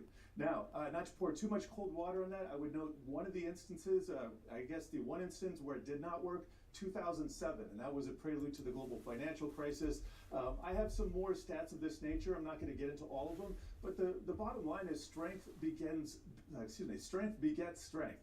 Those were the words I was looking for. Now, when we take a look at the sector action today, we have staples, consumer staples. That is the lead. Normally, I would think that's a little bit of a defensive setup, but with Procter & Gamble earnings front and center, that is just an earnings story. And guess what? Communication services, that's very, very well a Verizon story as well. That's up 0.5%. Also looking at materials, 3M, another earnings story. So you get the picture. We have actual earnings driving the market today. What's not participating to the upside? We got tech, that's down 1/3%, and also healthcare. That's really interesting because those two sectors have been the leaders thus far this year. So looks like a little bit of rotation in the midst of earnings season. And then I want to close here with a look at the banking sector. It's a mixed picture today with JP Morgan down about 0.5%. But XLF, now this is the large cap ETF that tracks the entire sector. I'm going to put a 5-year chart on here. And what you can see is we just broke out of a 1.5, maybe even close to 2-year base there. And so when we have a large base like that, we expect continuation. We saw tech blow out of a multi-year base recently. We have healthcare trying to do the same, and now financials. So the fuel, all the ammunition for further technical momentum to the upside is in the powder keg right now. All right, Jared, we'll be keeping a close eye on that, Jared. And there are, of course, questions coming into the year of whether or not that can be sustained, especially when you look at the valuations, which are very stretched. Now, from our perspective, you probably won't see a similar year, or a stronger year this year as what we saw last year for those tech companies. But there are some real fundamental drivers behind them, which we don't think are going to be really put to bed yet. So, of course, we have the AI saga, which continues to drive expectations and productivity. So that should sustain earnings going forward and to keep tech performing well. And the other thing is, as long as there are concerns about the economic cycle, what the Fed is going to do next, you will still see investors looking for big balance sheets, big brands, which is what a lot of those Magnificent Seven really bring to the table. So we are expecting a decent performance this year. Not as strong as last year, but certainly not something that we would start to reduce exposure significantly. Seema, is there one core theme that could emerge this earnings season that continues to power this market towards more all-time highs? So at the end of last earnings season, one of the things that everyone was watching out for was evidence of consumer slowdown. You know, it's been talked about for so long, this expectations that consumer spending would eventually start to cool down. And you did see a number of CEOs really pointing to that concern during their earnings season. So this time, I think a lot of questions are going to be pointed at that. Are they seeing that long-awaited consumer slowdown? But more importantly, what's happening with margins? Because for this year, although we're expecting a fairly positive year, we are expecting some margin compression. So some of those pressures coming through. And so from our perspective, actually Q1 could be a bit of a volatile quarter. You could see maybe the market pulling back a little bit as they start to question, of course, what the Fed is going to do, but actually how strong earnings are, and can they really justify the very stretched valuations that we've had coming into this year? Well, Seema, coming into this year, one of the most popular. Okay, so that's enough for news right now.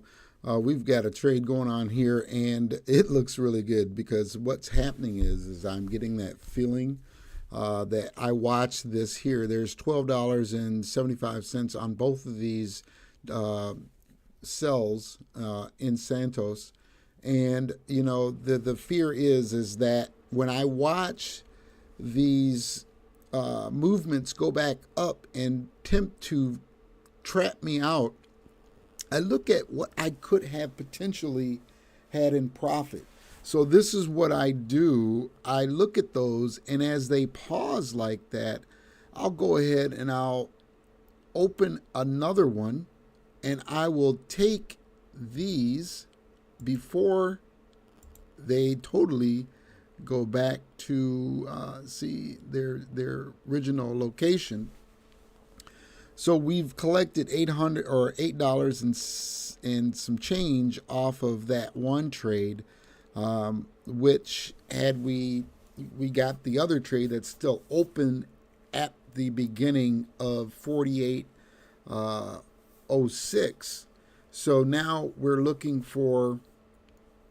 We should have waited until it brought us back up into the area of 4,800. So now that we've got that trade open, we've seen it come back down to 4.761. Now remember, these are in dollar, close to dollar lots. It is going to be 0.1 is going to get you, so it's 95 cents per volume lot. So that means if I increase my volume lot from 95 cents, because that means 95 within 6 to 8 moves. Let me put this in here real quick. Put my 25 back in here so that way we can make a change. So when you're looking at these per buy lots, we look at this and we notice that it is a 9-point spread.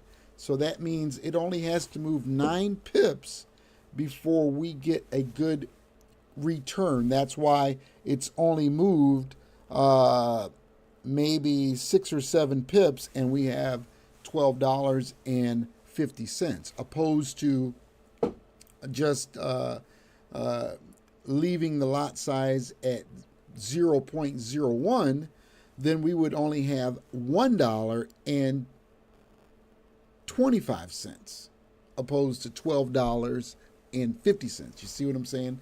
So as we kind of work with our demo side, we get used to the movement, because that's all we're doing. If you can follow this movement, if you can learn that the 200 moving average is sort of like a catalyst to where the financial price of this stock or commodity or whatever it is that you're trading might go, then you'll learn to follow these movements, and you'll learn that there's certain times where the price will respect the 200 moving average, or the price might be so violent that it breaks through either the 200 going to the upside or it breaks the 200 going down to the downside. So those are the things that we have been learning through the techniques of Oliver Velez trading, that you can actually take this information and you can actually kind of time the market to bring in extra money while it's working in the background, by setting up your stop losses, by setting up your take profits, by knowing your risk and your risk parameters, knowing how much to invest and how much each trade might cost, knowing your loss trade per day rule. You're only going to lose so much in a trade. We've figured it out. We've said that our max loss per trade will be $20 per trade. That's $20 broken into 4 losses that we can acquire during one day. Those 4 losses have to exceed no more than $5. If we reach to the point that our loss per trade is $20, we only have a loss per day of $50. So our loss per day, if we lose more than $50 in a day, then we know we need to back up. We need to analyze all of the trades that we did and figure out what was the turning point, what caused us to lose those trades. And as much as we want to jump back into the market, I don't know about you, but I don't like to lose. I would rather be a withdrawer opposed to a depositor. I've been a depositor for so long, it's time for me now to withdraw. Start withdrawing some of those. And like Oliver was saying, those wins are in those losing trades. But until you can identify what those losing trades are and the psychology behind losing the trade, then you'll start to make progress in earning more and winning most of your trades. So that's just a little insight on what I have learned in growing this thing I call trading. So we're gonna capture that $3.75. See how that even though we opened this trade, it is going into negative territory. We did not set a stop loss yet because we have a feeling if we follow this pattern, okay, you can see that it has broke through the 200, and it's broke through the 200 here a couple times. Look at this right here. It's riding above the 200. Now this was 130 this morning, where it reached a high of $5.23, and now it reached a low, total low of $4.65. So what does that lead us to think? Okay, so now we're going to open up the screen and we're going to analyze this. Okay, so now we have we're going to take our time frame. We're gonna go back in time. We're gonna look at it in a daily time frame. We can still see that we are still up in price when it comes to this particular token. This token is now above the 200. It is above the 200. Remember what he said about the 3-finger rule? Where he says that, let me get my little EpiPen out here. All right, he says that this is the price. This is your, that one sucked.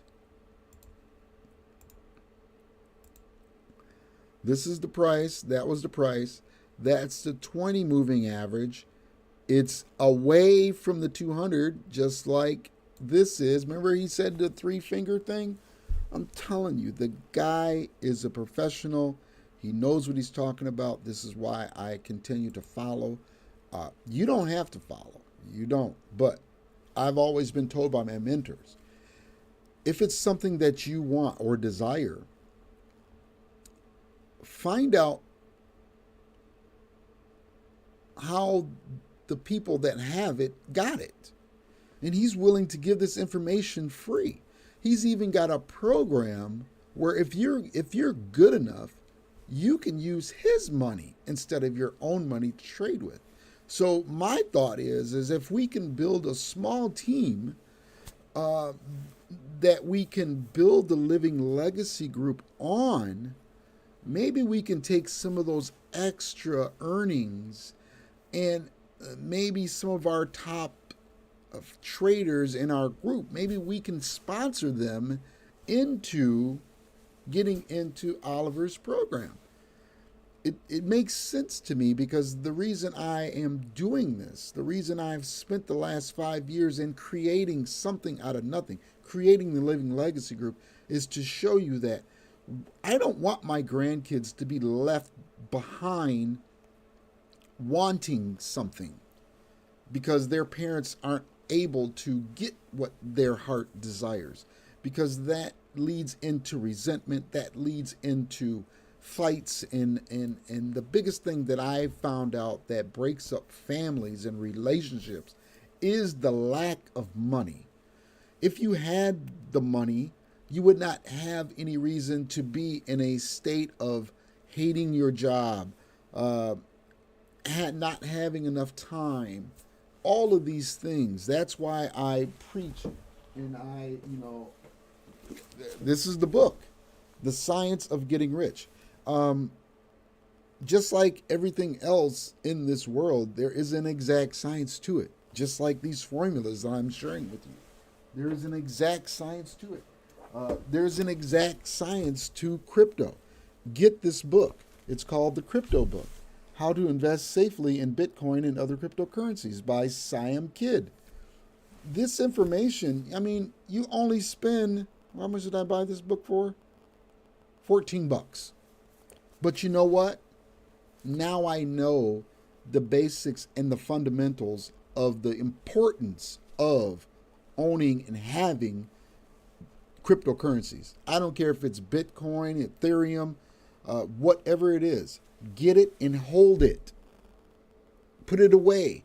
That's why we trade. We trade each and every day to get the money that we need for spending. You know, when you get your Bitcoin, you don't want to get it and spend it, because, you know, you're going to find out once the adoption catches up, it is going to surpass gold. I don't know if, you know, I'm going to let Oliver explain that in his podcast later on today during the 1 o'clock session. And you're going to find out that, you know, even if you don't know much about it, if I can teach you to just open up a wallet and take $500 or $1,000 and put it away, it'll be worth that. It'll be worth that in gold to just take it upon yourself and do just those simple little things, and you'll thank me later, because at this point in my life, I've watched and I've been aware, and I stay in tuned. I'm not bothered by these fears of missing out. Well, I used to be. Well, I can't say I'm not totally over my fears of missing out, because I'm so waiting and in anticipation that this coin is going to be our financial freedom. It's going to allow us to be able to do the things we want and feel comfortable doing our careers, because we don't have to really look at our careers as our bringing in that one source of income. Come with me. Let me teach you how to create multiple streams of income. I'm not just creating one. I have multiple streams of income.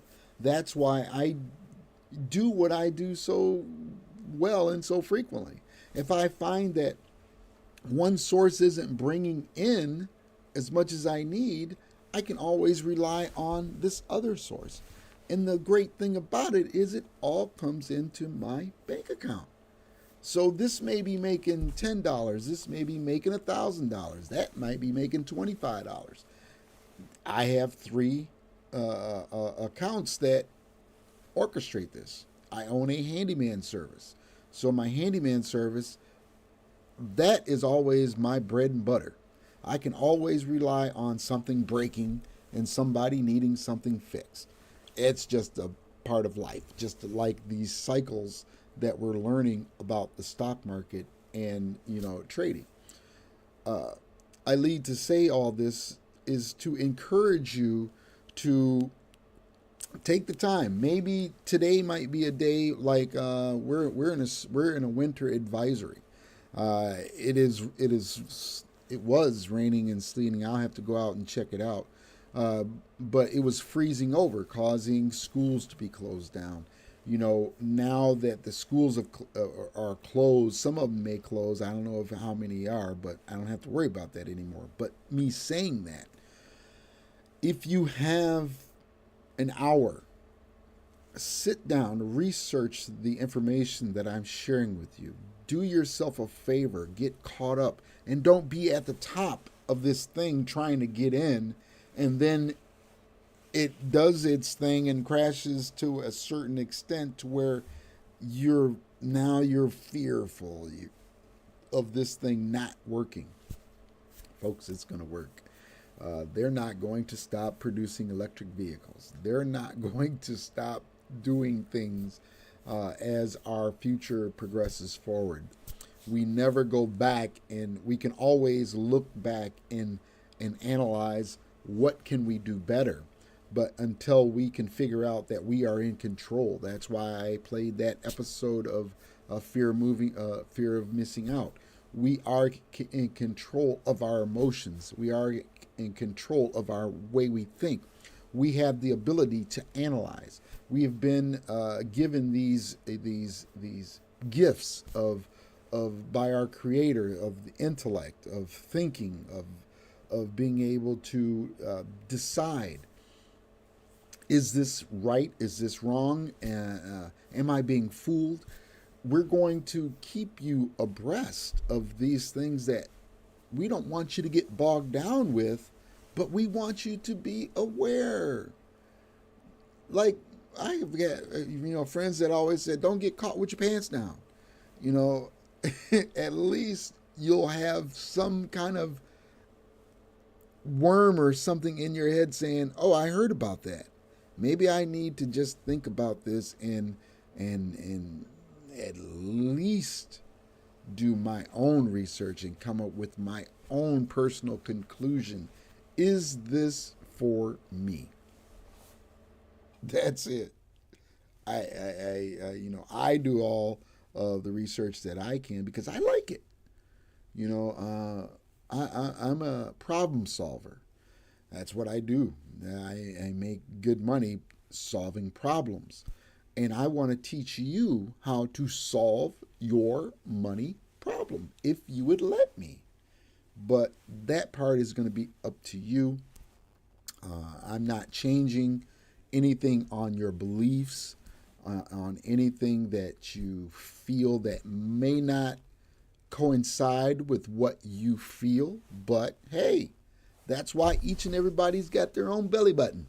We're not the same. But in aspect, we are, because we are all connected in this thing called spirituality. We won't get into that, but I just wanted to bring these facts. These are facts now, because what he's been teaching us, I have been practicing. I don't know if you have been practicing or going to his channel. That's why I share this stuff. He gives it to me for free, so I need to give it to you for free. But we cannot do this thing totally for free if we want to continue to support ourselves through the contributions, through the likes, through the subscriptions. All of these things we are doing to monetize an income, so that way you can build your own belief in building your own economy, building your own income, and we'll learn on more of that today. All right, it is now coming up on the 10 o'clock hour. I am going to take a break, and we are going to look back, and I'm really liking this Yahoo Finance, but I don't know if they have constant live streaming. I was looking for, that's why I like Trader TV Live, because they're Trader TV Live. They're on live. They're constant. It's a constant thing. That's why we're building this platform of consistency. So when you're ready to take your dive into the market, you'll have the right education. You'll know where it's coming from. You can go to the description. You can find all the links where I obtain my information from, and follow. I don't know, man. I don't know. It might seem like, well, I'm glad the microphone's on. I've been in certain lives where I've been blah, blah, blah, blah, and the microphone's not on. That's why I'm looking down. But I'm glad that's on. I'm glad you're joining me. Please like and subscribe. We are trading on our demo side today to get used to dealing with the fear of missing out. So stay tuned for more. We're going to switch right over to Trader TV Live. We're going to get some insights on what these guys are doing across the border in Canada. They have a nice platform that I would love to adapt here over in the U.S. for my group, The Living Legacy. And hopefully we can, start to grow from here. I'm looking for members that have knowledge in videography, website building, all of the things that I am doing by myself. I'm looking for some support and donations, anything that can contribute to getting this information out to the people that really actually need it. And those are the working class that are working their fingers to the bone and they just want an edge. All I am providing for you is that edge.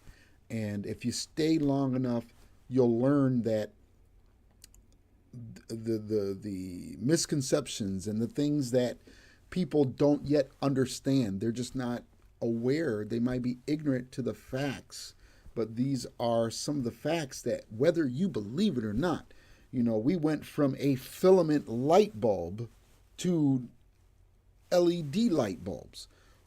I was aware of LED light emitting diodes back when I was installing alarms and contraptions, speed detectors in vehicles in the early 80s. So now that they've figured, well, these light emitting diodes, they are less electric consuming. You can use 1 million of them. You can make the light as bright as you want, and you're using less energy to do so. So this is why I created this channel, to bring this information to you. You're free to drop a line. Please put something in the comments. I am trying to get to where I can see my comments. I've noticed people have been commenting. As I go back and look through the channel, I will be diligent in trying to answer your comments, but I do want them.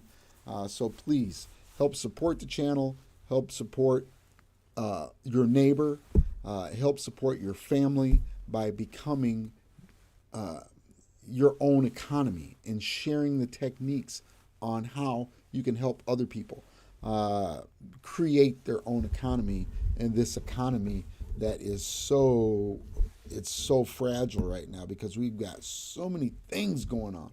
We've got 3 or 4 wars going on. We've got inflation that is beyond what I was brought up. And the thing about it is we talked this stuff that was back in the 2000s.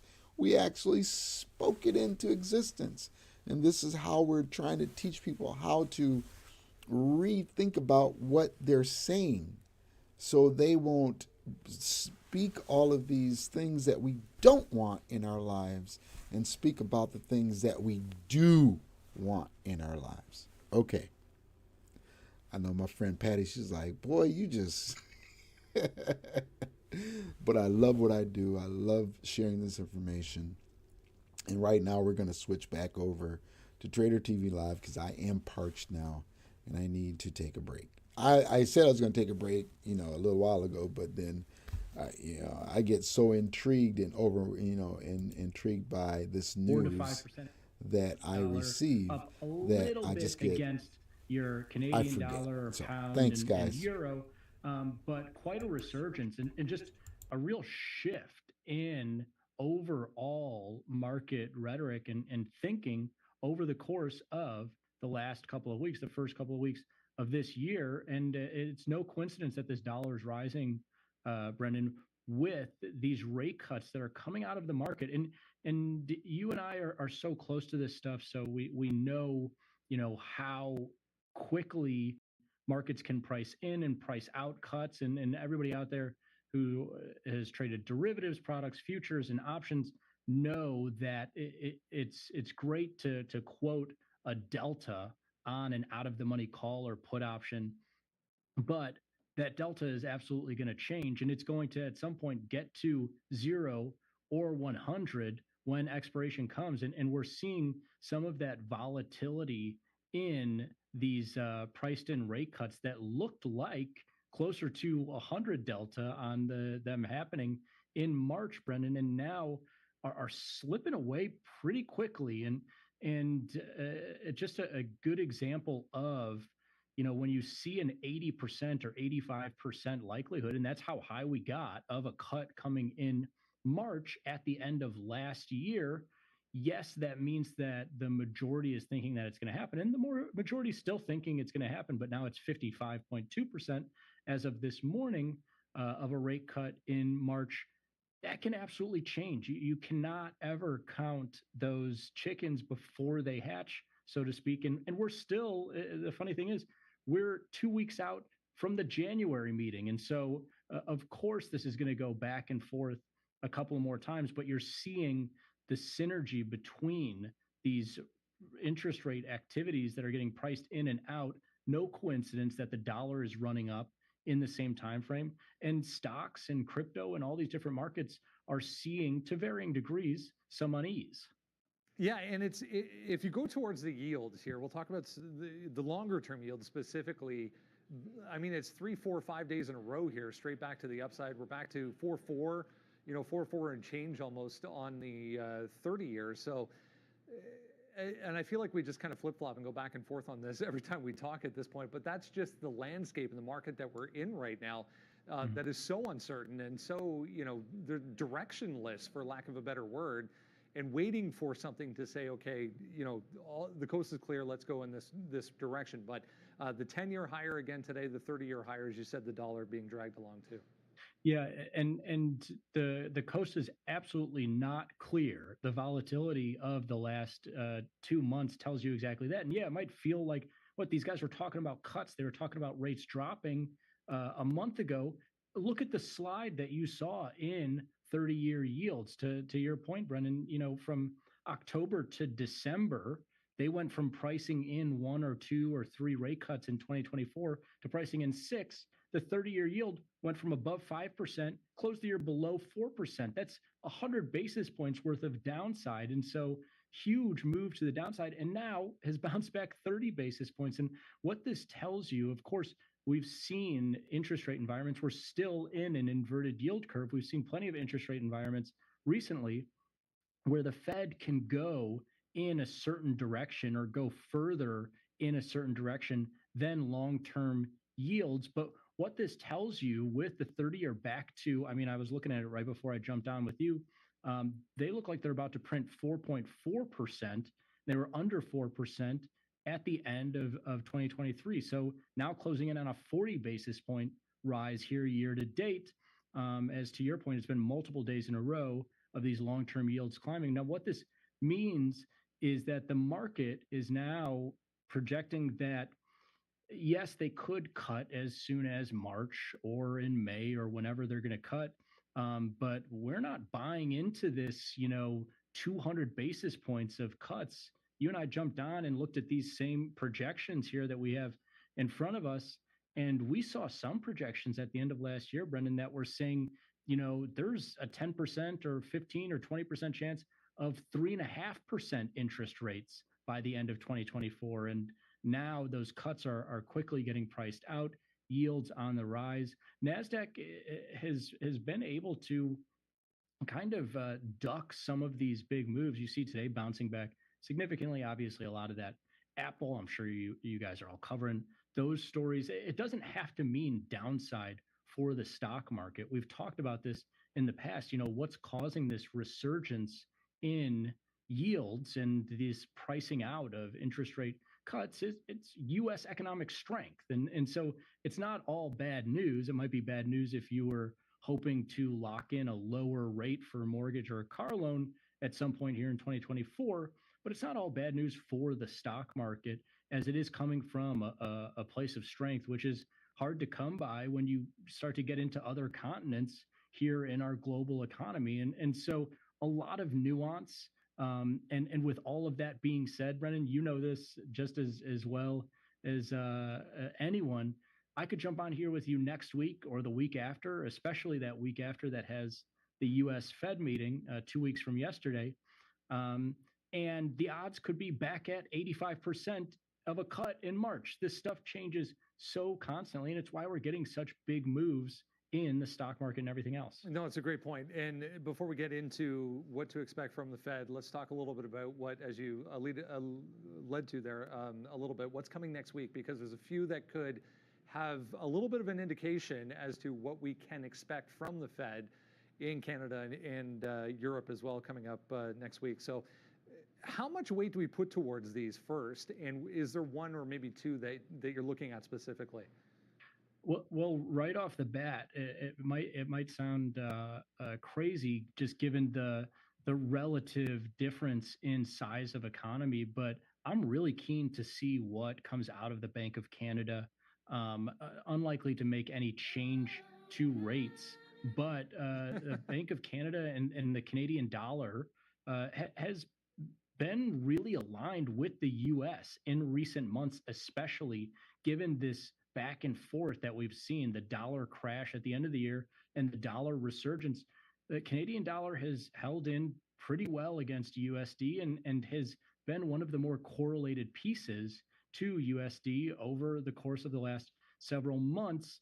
And so I'm really going to watch that one in terms of what I could glean for the Fed meeting coming a week later. Now, the Bank of Japan is going to be really interesting for a totally different reason. They're in a very different place. But you've probably heard or read about the stories, the Chinese economy, very, very vulnerable right now. And the Japanese yen has been one of the weakest currencies of late, coming off of that weakness in the Chinese economy and what that means for Japan, Australia, and neighboring territories whose economies are dependent on that Chinese growth. And so I'm really interested to see what the Bank of Japan has to say. And when I say they're in a very different place, they're negative in interest rates. The US is at 5.5%. And so what they have to say is not going to necessarily guide the Fed. But they were at the end of 2023 getting as hawkish as they've been in years, potentially more than a decade, because they've been negative for so long and they haven't hiked rates for more than a decade at this point. And they were talking about coming out of negative territory, or there were at least rumors of that. And so it'll be really interesting to see if they come out and they're more dovish, more worried about geopolitical risk and the Chinese economy and what that means for the Japanese economy and GDP and everything else.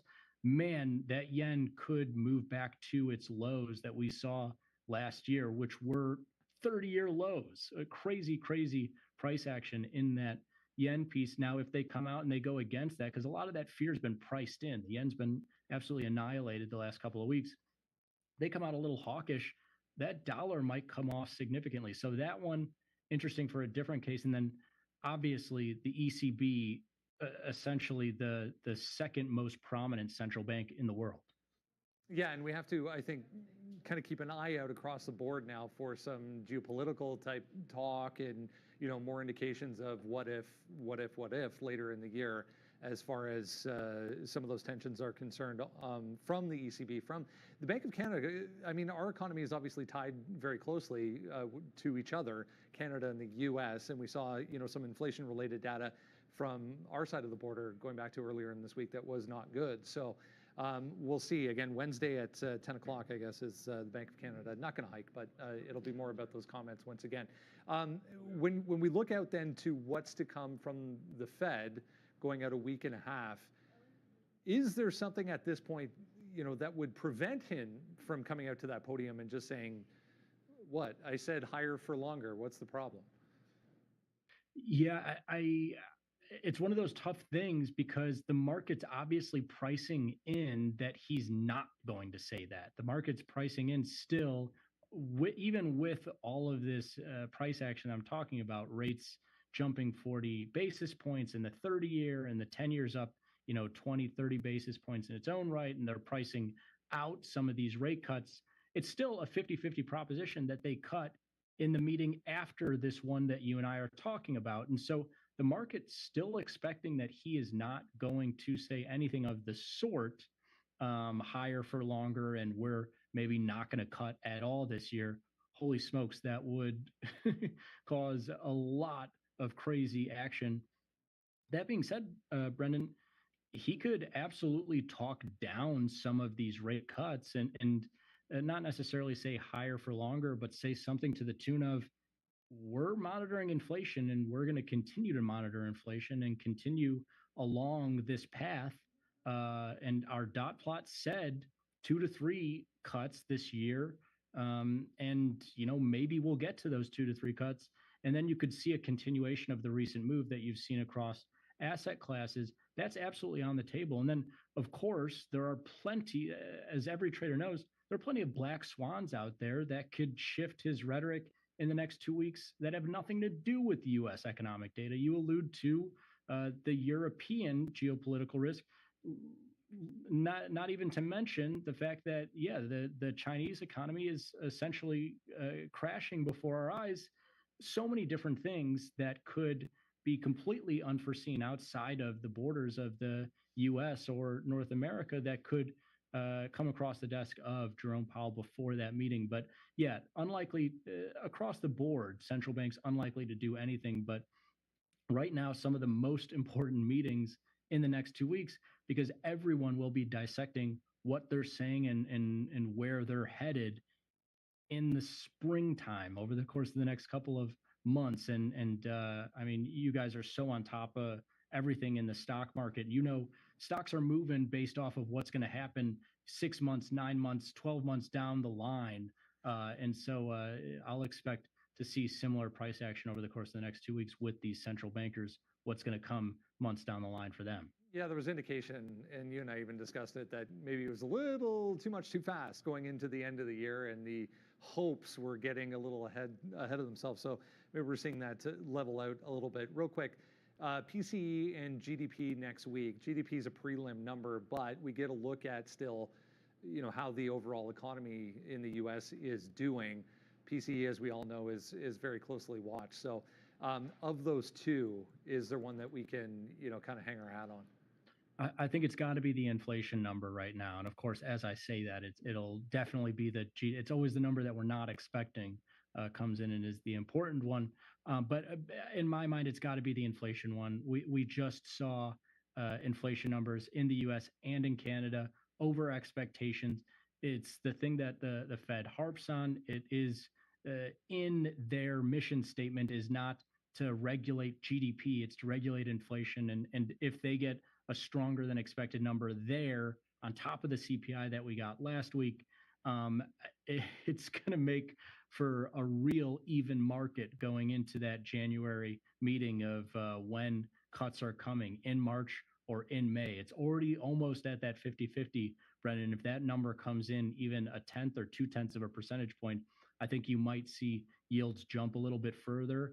And I mean, it's hard to say what it means for stocks. They've been showing both sides of the market, which is, hey, great for traders out there. Yeah, a few days ahead of that meeting as well on Friday morning next week for PCE for December. Frank Caberna is Director of Strategy over at IG.com in Chicago. Appreciate it as always. Thanks, Brendan. Thank you so much, Frank. Two things. One, I never would have guessed that Frank, and this is my bad, I would have never guessed Frank was a spice guy. But if you are, Frank, that just means when I come to Chicago, we'll see, because I like spicy food for real. I'm just saying. So you saying Frank's not for real? I look, man. I've heard. I'm not calling him out. It's just I know some people to be like, I like hot food, and then they get some real hot food, and they're like, oh, like same way. That kind of stuff. But the Frank candle on the futures, maybe there's something to 245 because it cannot be this simple. Of course, I sit here in two shorts. But another pump to the high of the day there, right at 245, just as usual. But look, it's been absolutely fantastic. The top end of this range, if you've been trading it, just wish I had something I was long going into these tops. You're getting some good scalp trades to be sure. But I did get that Neo trade. I said I would give this one a shot. It's not really doing anything, but it held the higher low and then broke out that top. So my thesis was you don't get volume candles like that out of nowhere. If it holds a higher low, I'm just going to take the break. The initial push down was to 18, so I'm going to stop it at 18. But I don't know, it's really going sideways now. Alibaba's moving, but actually back into the downside. So it was weird what happened in NIO. I've never seen, okay, not never. Well, I can't think of a time that I've seen something like this that wasn't news-based. It could have, I'd say it was a dark pool if not for the fact the stock actually moved. But the shorts off the tops, that's what it's all about. Tony Price, we are not doing the one-chip challenge again. No, absolutely not. I also strongly Someone suggest should send that us nobody. some hot pizza, man. Someone should send us some hot stuff. Look, I will do just about anything when it comes to these. Remember the wings we had? The hot wings were great. I can't remember the guy's name, but he sent us 4 or 5. They were delicious. Yeah, 4 And or they 5 were- different Scoville. One was I think 130. 200,000, I think. I think 130,000 might have been the highest on the Scoville scale, but they were flavorful and delicious. The Packy chip is just scientific warfare. That's all it is. Like, it's not food. It's just chemicals meant to hurt you, which people do for points. Like, it's not a good experience. Like, I like eating spicy food. I should enjoy it when I do it, at least a little bit. There was zero enjoyment whatsoever of the Packy chip. I'm not doing that again. Yeah, Renata just asking if I was short Tesla. Yeah, I was. And then I lost on it. So we were short here. So we won the first time and then lost the second time. So I was talking about this with you guys. And that was this was just as the market, just as we came back, sorry, at 2 o'clock. So short there at 215, took it down here. We only got it at 40%, and then we averaged it and then got stopped out on the way up. So it's going to be an L there, but it's not much of one. I was starting to, again, feel bad about my trading on AMD because we made money there and it was great. I was like, yeah, like this was good, man. AMD was a top stock. And then I gave it all back, trying to short. Every time this time we were right. And then so I look at this, I'm just comparing it to yesterday. So yesterday was horrible, today is fine. But anyways, we're shorting AMD. The reason why I talk about this is not because of AMD, but it's because of Intel. So we already made money on Intel today. We went long on Intel, was part of the break, out 47.25. It was a great trade. We had this early, then we had that. These are going to look like L's, but they're actually not. There was just more of this. So this was a good trade. It has fallen back in. So I just went over and shorted basically against 46.75, 46.80. This little bottom area right there was 46.80. So when I'm trying to find out situations on what to do, I kind of go back and say, okay, where would have I liked to have been short before? It's like what Neil just did with NEO there. Like, if it comes back in and you're short off that big pop, and it comes back to that sort of barcode level, that's where you could maybe think about getting out, or vice versa, getting long there. So this came back into here. So I was just thinking to myself, 46.80. So you can see we're short now 74. It's not like it's moving that much, but that fill down there was 57. So again, about a 5 to 7 cent window there to get hit. So that's where we took the first bid out there, 66s. You see that 66s. So that gives us 1-to-1. We have a couple fills there. Then we got the 200 at 62, 63. Then we got the greatest fill down there at 55, 56. So we'll see if it can continue to go downside. But I choose you, Pikachu, and I choose Intel to short because it's just working a lot better and giving me less heart palpitations than AMD, and we don't need any of those. So. All right. Always got to look after that heart health, man. It's important. I did buy Palantir today. PLTR, baby. Yeah, right about here, 1630. Again, all the prices were just kind of like anything that happened in here. Oh no, it must have been lower than that. It was all done as we left the midday show and started to do this. So it was probably 1620. It doesn't matter. I'm holding it forever. We should say this. You ever hear us talk about like our personal accounts? We actually, and this has been since the beginning of the show, we don't execute on our personal accounts when we're live on air. It's just, it's just like, I think it's just a principle thing. It doesn't really matter. Like if I ever do, it would be because I have like a market on open or something. Or like if I have a stink bid out, like I got filled today on Occidental while we're on the show. Yeah. But like I had that stink bid in there for a while. I looked back at 11 o'clock, I was like, oh, I got filled today. I know I did. Because it hit a bottom. There was actual news on Spirit Airlines. So now not going long off the $5 level looks extra stupid because Spirit Airlines is looking at options to refinance its debt, not considering restructuring. Of course they are. And apparently, according to the chat, now I don't know if this is true or not, but someone in the chat was mentioning David Portnoy and Wall Street Bets to the rescue. So maybe it's been getting. Joe. Maybe it was the Chef Joe. I don't know. Like I'm not on Wall Street Bets, so I can't tell you if that's what's happening or not. But I think I just took it long. I'm looking for a long in the dip here. That's the news you're looking for. Man, the $5 level would have been fantastic, but I think you still have yesterday's high was about 6.25, so you still have some room to get to there. And then from there, there's not a heck of a lot till you get to $7. I just tried it right now. This is not all we're gonna try to do is just stack it. Like if we can get 10 cents, like I don't really trade these names with like gun ho amounts of shares here or anything like that. So we'll watch out for save here. Hopefully it can halt. Well, we don't have enough shares where it really matters if it halts or not. Hopefully it will halt somewhere and then we'll be able to go back up to the upside. But this is going to be a trade, but not a long trade, because if we break below this 560 area, I think we want to get out. And it looks like we're trying to trend back in right now. We could average into this trade. It's just, this is not something that's generally something that I will do. So we'll have to watch out for this save Spirit. We're long at 50.80. So I actually have offers at 89 to get out of 20%, and then I have a 99 to get out of 10%. And then if it can go through $6, then I think maybe at that point we can try to hold some of it. But that's the high of the day right there. Or sorry, it might not be the high of the day. Yeah, it is. Okay, so there it is breaking through. That high is $6 basically, 590, 594. So yeah, as you can see, I didn't even zoom out to look at it. Let's just see where we can go on this name right now. That is save, and then Alibaba's making a move back upside a little bit. So look, in that dip down, we bought it. Like, look where we're getting out again. We're trying to, like I said, we're trying to be a little bit of a program trader here and just get out at the levels that are marked, right? And this is the 200 period and the 50 period. So again, a nice dip buy opportunity into 0405 there. Nice trade to the upside. So as that's starting to work, we do have, of course, Intel. That's not going to work. So we're still going to wait for this trade to come back up and break through 80. If it breaks through 80, then we're gone on Intel. So that's kind of my play there. We'll see what happens now. And we're just watching out for Spirit. That's my newest trade. So we can watch that together and see where it goes. But Intel will take a little bit of a reload in and around 78. Sorry, I'm still on save.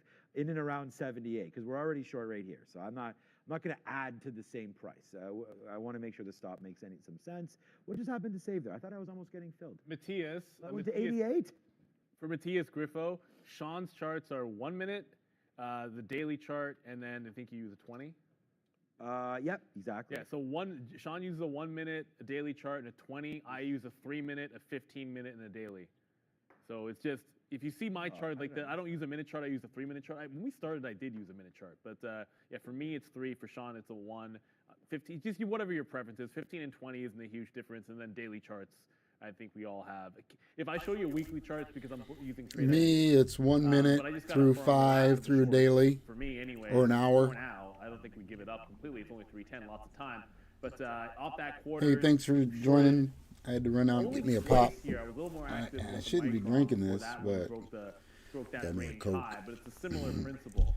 Like Micron was giving you like this level to work off of. Once it breaks out, just get out. Maybe could have had a shot there at the evens. Neo is actually kind of starting to go. So whatever is happening in Neo is just starting to continue. And there's nothing, like the only reason I am even trading Neo is because of this silly spike. Like it did this. It's like, well, if it does half that again, like maybe there's a move into VWAP. So I've never really seen anything like that before. Wish I could tell you it was long at 610. That would be nice. Matt Carnes says, what about Rivian? Is it at VWAP? It's starting to do something, I saw. Yeah, you know what? I remember I was explaining the plan of action as to why I got out of the bottom on Rivian. And you know what I was doing all week long? If I was covering one EV name because it got to a target, I was immediately looking for an entry and out. So that's 1045 that I got out. Flips over to Fisker at 1045. What should I have been doing? Like if the moment that I got out of Rivian, to a T, to the minute, Fisker made a double bottom, held it for 20 minutes, and then flat bottom broke at 85 cents. If I had just gotten out, flipped to the other one, I could have been short 84. Obviously, I'd be out of it now, as this is, for whatever reason, screaming up into VWAP. Like, why is this getting up here? Probably an SSR bounce. But you got to be able to look at every single stock on your list. It's criminal. Like, Fisker was free money today shorting it. I mean, it's been easy every day. Like it's only going down. Lucid is only going down. You should only look for, like, what direction should you look for tomorrow on Lucid, Fisker, or any one of these names? You tell me, because it's all red candles on these charts. Until it shows you something different, just go with the trend because it's your friend. No need to spam the chat there, Eric. We just went along some 68s down there on Spirit, gave us an average price of 74. So I just took some out right there. I'm still in 90% of it. I don't feel comfortable sometimes trading these names, but it is moving around. So I'm just trying to tape read a little bit. That's why I said I'm trying to watch out to see if these shares are actually getting hit. They're layering the offer, but they're getting taken out. So, Remember, it's SSR. Oh, right, it's SSR. Okay, so yeah, SSR right there, E, so from the other day. All right, so that's, okay, it's gonna matter a little bit. I was just waiting to see if we got some love back up. See, we can't even break that, so I don't know. The momentum might be done now in Save. It should have just gone up there. We baselined at 60 basically, and then did not go back up. So we got out of a little bit there, and we'll see where this goes. I think it sucks for me because I don't normally trade it, but then a stock like Alibaba that we really do trade, and again, we're using different shares. The stock that we do trade, this is starting to rip to the high side, which is fantastic, and I just hate giving some back on this. But we'll watch out for Save, and we'll look at that together. All right, there's Alibaba. Intel, we're still waiting for a better price on that one. That doesn't look like that's going to happen. And then Affirm. Man, Affirm, I'm still waiting for it to come back to the downside. I do want to short more at around 40.50, so maybe we'll do that. That VWAP does coincide with these tops right there, so that's 40.65. I feel like we could sit here at 40.50, but that's still a minute away, so we got to wait to see about that, Phil. So that's going to be Affirm. If there's anything else, you guys. It's funny because Oxy just showed up on my scanner, but it's nice. It's at day's high, so that's gonna be good for you. I get to 65, I'm thinking. Yeah. Okay.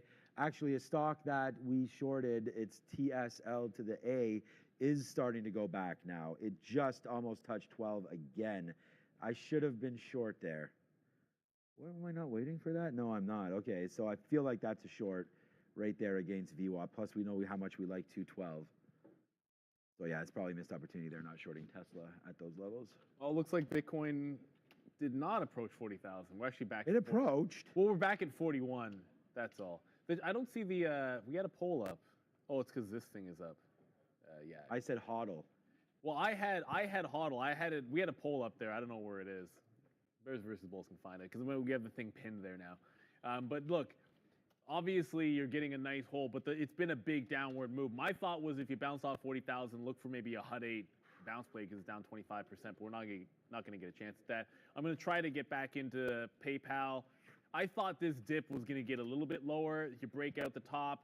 So previous breakout high, I'm looking to dip into it. Right now, I'm sitting at 60 in front of 62, which I probably don't get. I'll look at the 62.10s here. I just think you have a little bit more room to try and press this a little bit higher. And it's a good trend trade to the upside. But any shorts, they're under pressure right now. That's going to mean Affirm for me. That comes out at the quarter mark. So we reloaded it. Haven't been able to get anything out. First short, good. Second short is going to be a bit of a fail. Thankfully, out of Micron, that's actually stair-stepping into the upside as well. So yeah, the short worked, but really, every single spot, save here, that's would have been better off as a long. These would have been better off as longs. NEO continues its very slow crawl up toward VWAP. So I got the 21, just got some 25s and 26s. It's got an offer at 28. I'll throw one at 30 as well because that's VWAP. So if it goes 20 to 30, I mean, it went 610 to 620 in one candle. If you can get to 30, fair enough. Bizarre, weird, whatever. It's just a thing that happened here on NIO. I really wish for some reason, if there was something that you could have seen on the tape, I wasn't looking at it, but that's one of those moments where there might have, who knows, there might have been some kind of a visual cue on the level 2 that could have, if you're watching it, that could have triggered you to just punch long at 12 or 13 on NIO. But if you're not watching that stock, you're not getting, either you have a stop for whatever reason, you could have a stop order to go long. But if you're not watching that stock, you're never really going to get that move. You can just try to play the continuation after that. So Affirm, we'll see what happens. But what else we got going? You guys tell me what you're looking at here, because the only thing I'm thinking about is dip by PayPal. Don't really see anything on Google. Affirm's gonna stop me out in about 2 cents or so. As I said, that was not that exciting of a trade the second time through. And Rivian, I would like to take a shot short at VWAP, but it looks like you're not going to get a chance at VWAP. All right. Wow. I was just talking with Adara a little bit here. I was thinking of a bull case for Boeing because, and I see someone in the chat, so shout out to everybody in the chat there. Obviously missing something because Boeing is going today, right? And it's going pretty nicely. So we'll have to watch out to see what's going on right now with Boeing. But again, you know, it's a pretty solid move back up. But we are just, because you guys want us to look at the charts, we'll do that. And yeah, the idea here behind this chart, lovely chart, is the fact that Boeing is right now back to this level. So we did break above 213, or maybe we didn't break above 213. Unfortunately, I have this stupid wick right here that I'm going to try to clean up. But that 213 looks for now like a decent short right there. We do have a podcast. Make sure you check that out. I do want to talk about Boeing on the podcast. So, you know, we can definitely do that, and hopefully we will. So, yeah, definitely check that out tonight. Or no, probably filming it tonight. Saturday morning. My bad, is when that will come through there. So do that. Yeah, Boeing is going, man. That's Boeing is going. That's Boeing. Nice. Did I say that? Okay, thanks, Mike Parada. Boeing Okay, I did not going. mean to say that as a. Yeah, you did. But, no, I thought he said it. That's why I was like, No, Boeing you is going. No, you said it. Oh, I said it. Yeah, Okay, okay. But anyways, it is starting to go. So we talked about, again, there are just, some of it doesn't even require news or anything like that. Like you hit key levels like $200. So I'm going to try to find out, maybe Brendo, he's not even there. We can find out about Boeing today. I can just look it up probably on our Benzinga there, but 199, nice move back up. The only thing is, you know, you're at the 200 period moving average right now. They got so that's something there, and then old news. They got a couple of orders, but that was yesterday. Okay, yeah, a couple orders would do it for sure. But there it is, right there, 231, 232. I feel like if you are in a Boeing swing or you're on options or anything like that, I would just say watch out for that. That's kind of where we did that dance before falling out. So we do have that big gap down on the door warnings. I don't know how to properly say that, but the door, yeah, they're checking all the doors on everything, but they're continuing. So that's all the way down from 230. So I would just say watch out for that play there. I did just put an order on Tesla near basically at 212. So if 212 can come into play. Thanks for joining. You have reached the Living Legacy Group Live. We're trading today Santos. That is a token on the crypto exchange of Pocket Option. A follow order of 100. We've got a trade going in. We put our price at a stop take profit at 4.700, and we've got a stop loss at 4.800. We're going to work on our actual you guys mentioned in the chat was like, hey, strategy of collecting 60 cents in a couple trades, and we're going to make 4 trades of that to accumulate 24 pips. You can see here. We're going to do 24 pips. That's Tuesday, I right? can't see it. It goes behind it. I checked. But then it says that's $2.40. We'll look for that as a profit today. And what we're looking for. Which means usually you want like the evens to break. Let me mute this guy right here. So what we're looking for is we know that this is a 1 minute time frame. We're looking for the momentum to bring us out of this downward trend into another bottom. You can see that our take profit is here. So as long as we get down to the bottom of that one, we should be good, because we don't know this momentum. It could change, and it could, you know, reach a lower low. So we're looking for a lower low. And you're saying, Mike, well, this is an uptrend. Well, I realize that this is an uptrend, but we have to still keep in consideration is that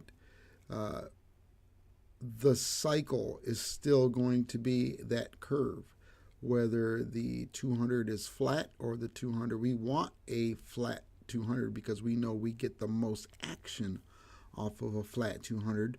But even though it is a rising 200, we know that even though it is rising, the cycle still is the same. It has to go from a bottom to an up to a top to a bottom to a or to a down to a bottom and back up. So we're looking for this to either touch that 200? Is the 20 going to respect it? Because it hasn't been touched in a while. So we have, this is called, let me back this up. What Oliver was talking about right here. We're in a narrow space. See how close the 200, the 20, and the 8 is? See how bunched they are? And he said that's your best spot. That's the number one spot you want to be, because he's right. Look at that elephant bar. Look at that elephant bar. Now he would say this right here, green takes out red. Put your trade in here. Oh wait, actually put your trade in there. And you would then put your stop as it reached this point up here. You would put your stop loss down here, and you would continue to watch the market. And we would probably get chickened out, because of the fear that we have to overcome. We would have probably got out there not knowing that had we kept going, this was going to be another portion where we add to our trade right here. Green takes out red, up it goes. Now that we found that this was a portion, this is what he was saying.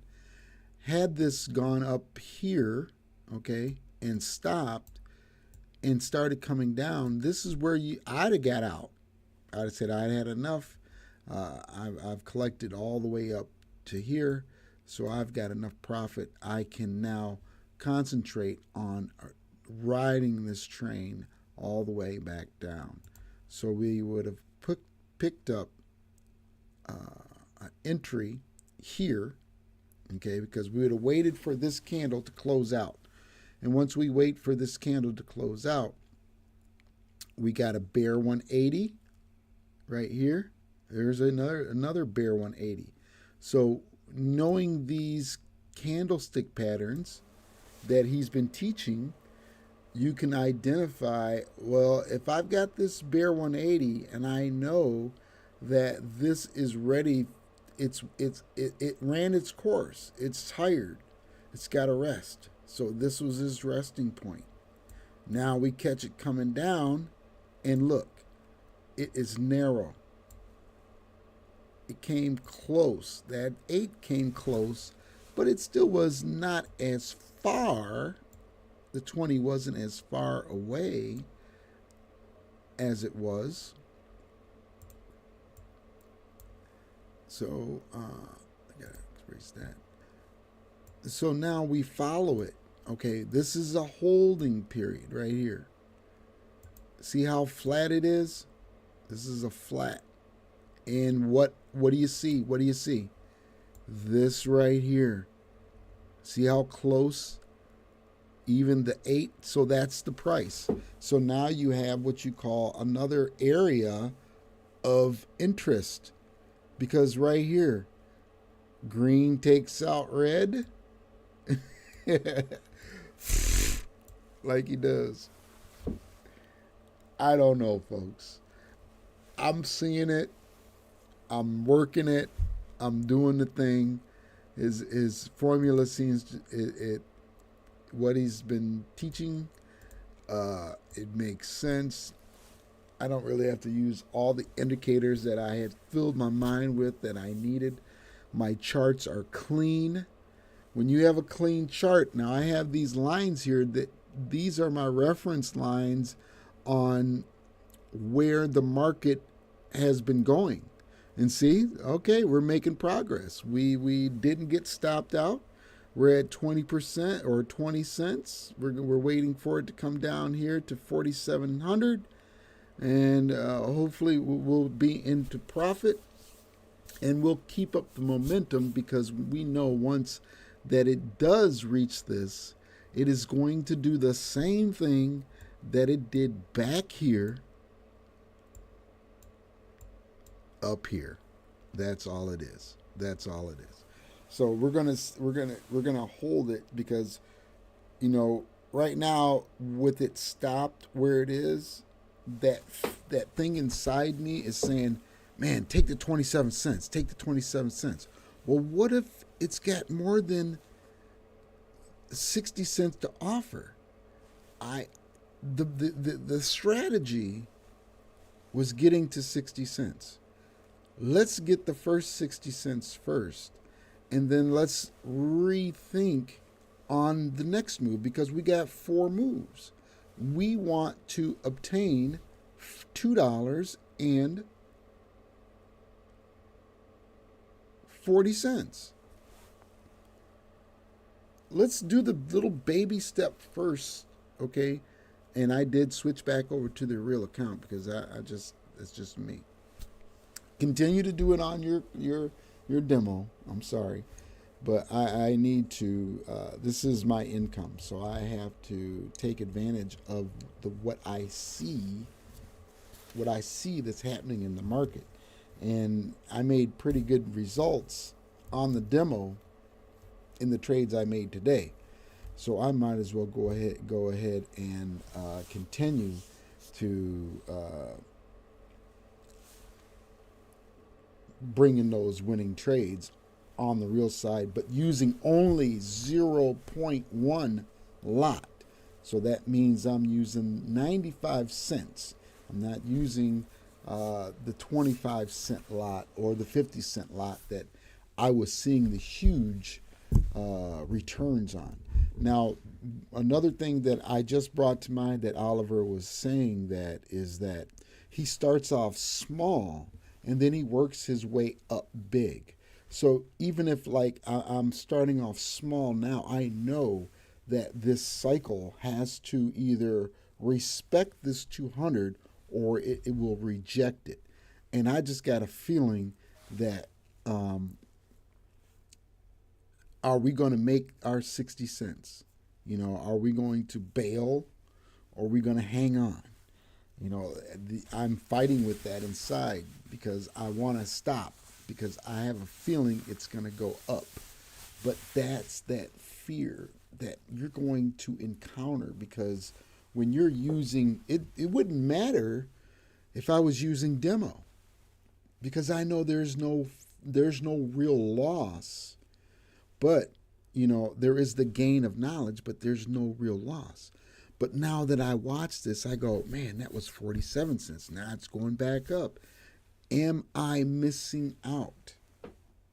That's what you have to overcome, is no, you're not missing out, because of the fact that once you learn that it still has a ways to go, it has to complete the cycle.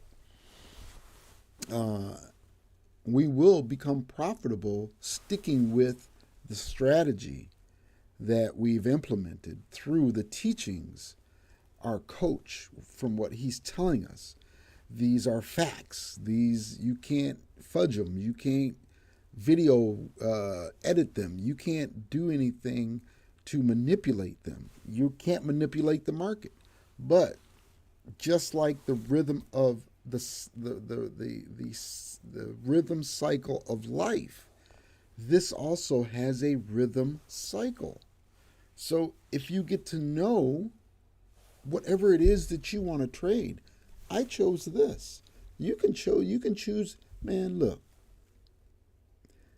What Oliver was saying made sense. You know, if he's got a bunch of people, you know, looking at different options and stock, not options, but different stocks and commodities and things, he can duplicate himself. So he doesn't mind sharing the wealth because he knows what it takes to make money. He makes money. Follow the trail. That's all we're saying. So you see, I'm getting anxiety because, hey, it's going back up.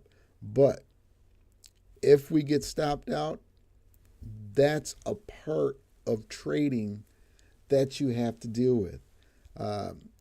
Set your goals, set your parameters, and stick with them.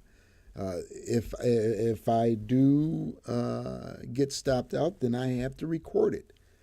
Recording is another thing that, you know, I'm helping you to make this thing a real thing and not a game. This is not a game. This is not wasting your time. This is not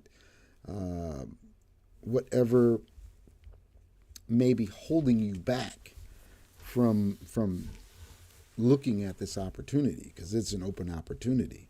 If you don't have anything, if you're doing something and you wish you had an extra $100 or $200, hey, if you knew what to look for in the markets, and you can come to each and every day and say, hey, okay, I know I'm here, right here, right here.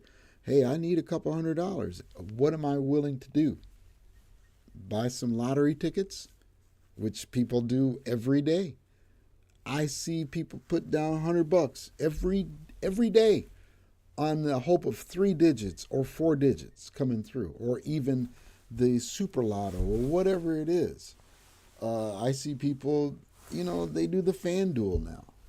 There are so many ways that you're gambling. When it comes to this, sometimes it is considered, you know, it is considered gambling because of the fact that you're waging on an outcome. Anything that you wager for an outcome is considered gambling. So, matter of fact, I watched a great movie last night that I recommend. It was called The Big Short. It talked about the housing bubble, how it formed and how it crashed, but there was only a certain few that seen it, and they made billions by betting against the U.S. economy and what happened in 2008. If you don't know what happened in 2008, and if you can't remember, I remember, because the actual mortgage company that I had my first house, Countrywide, I was able to obtain my mortgage through Countrywide at an ARM, and when the ARM came around, my payments were like $570. Those payments then ballooned to $1,700, and I was ass out. Sorry, excuse the French, but you know that's what happened in the housing bubble, and how thousands, millions had lost their properties. It's a very good movie. I do recommend you take a look at it. It's called The Big Short. We're not approaching something like The Big Short, but as long as we keep that out of our mouths, we won't, because as long as we can know that these things move in cycles, we have now this new thing called Bitcoin that is in a cycle. There's going to be a Bitcoin halving. The halving has nothing to do, I misquoted, of making the coin more valuable. The coin will grow in its value through the cycle that it has to go in the adoption into the mass, into the public, into the masses. Just like everything in our lives, we have cliques that we've grown to. We have certain things that we like to buy. We have certain brands that we follow. We have certain news that we rely on. And we use those things as our truth and a part of our belief system that we have.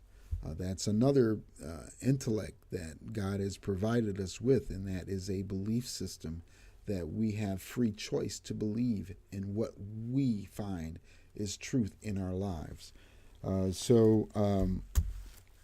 There I go again.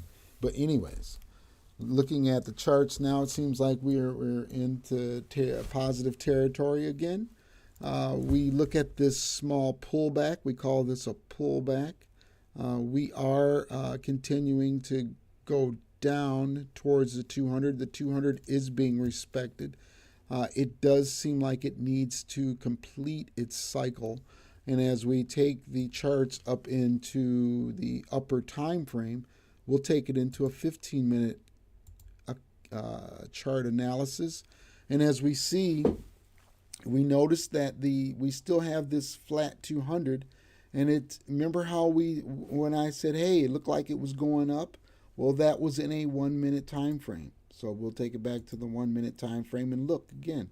Okay, we can see that this 200 in this 1 minute time frame is going down, but this could be at the top of this 200 cycle in a different time frame.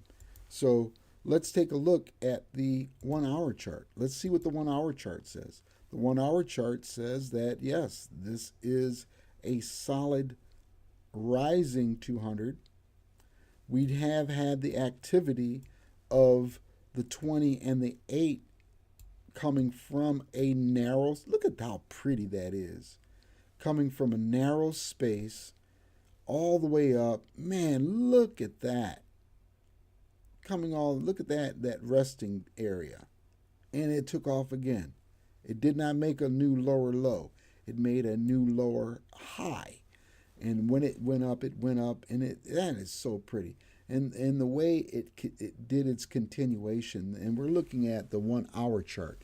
So the way it kept doing its continuation is just, had we been aware, but we needed that timeout. We needed that timeout to recoup, do some reading, do some prayer, some meditation, to get back into really why we're doing this and why I will continue to do this to help others to realize that you can get that edge. If you just had that edge, man, you're just looking for a small edge. Give me that edge. Be the 13%. I'm a 13%er. Okay, that 13% are the people that are going to take what it is verbatim when we know that nothing stays the same. Things change. We're going through another changing cycle. We're going through a financial changing of the guard. There is always going to be, certain traditions that will be held. We always hold on to those, but then there are going to be certain traditions that we need to release and let go. And you'll find out later on today, after the lunch, in going into the 1 o'clock hour, the lecture hour. I was going to do a lecture on the Trading Bible, but I do believe what I will share with you with Oliver and his podcast is very important that you listen and just take the information in. I don't know if you will be live. I know this will be on my channel. I will be promoting still the importance of the adoption of this thing called Bitcoin. It's not used to make you get rich quick. It is there for stability. It is there for leverage. So that way you'll have something when the chips, get down and you need something. This edge, this is that edge that I'm offering to you for free. Just stay tuned, and we'll definitely get into that, into the up and coming sessions. So back to the charts. So as we look at this 1 hour chart, we notice that we find this cycle. I'm going to go to the daily chart, and I'm going to see if you can see this same. You can't really see it on a daily, especially in Santos. Well, let me not say that, and let's see if we can take things back a little bit. Yeah, daily.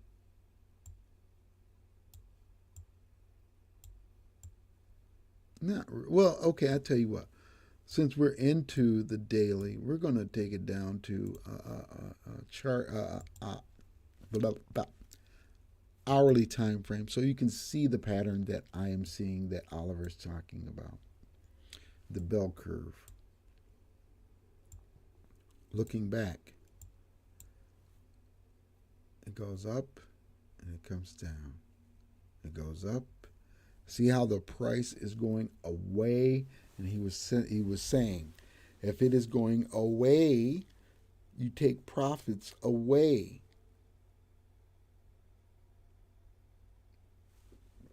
So starting down here, I mean, this is an hourly chart.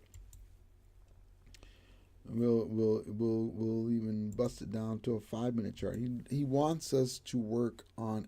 Matter of fact, you know what? I'll just do this.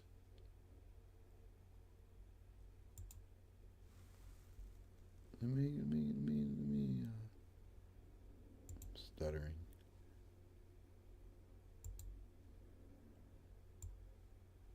Whoop. There you go. We are going to look at what he's been using. We're going to be looking at our token on TradingView. I recommend that you use TradingView as a analysis platform because you can get a precise analysis from this platform opposed to pocket options because of the fact that you can go back so far and you can get a clear vision of what's really happening in this market. So as you see here, this is the token in a 2-minute time frame. Remember when he was saying most of his traders, he teaches them on a 2-minute time frame. So we follow those instructions. Why go against the grain?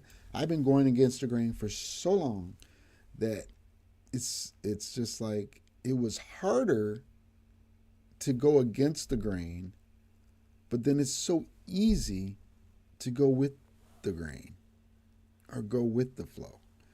It was something that was in me that opposes going, with the flow.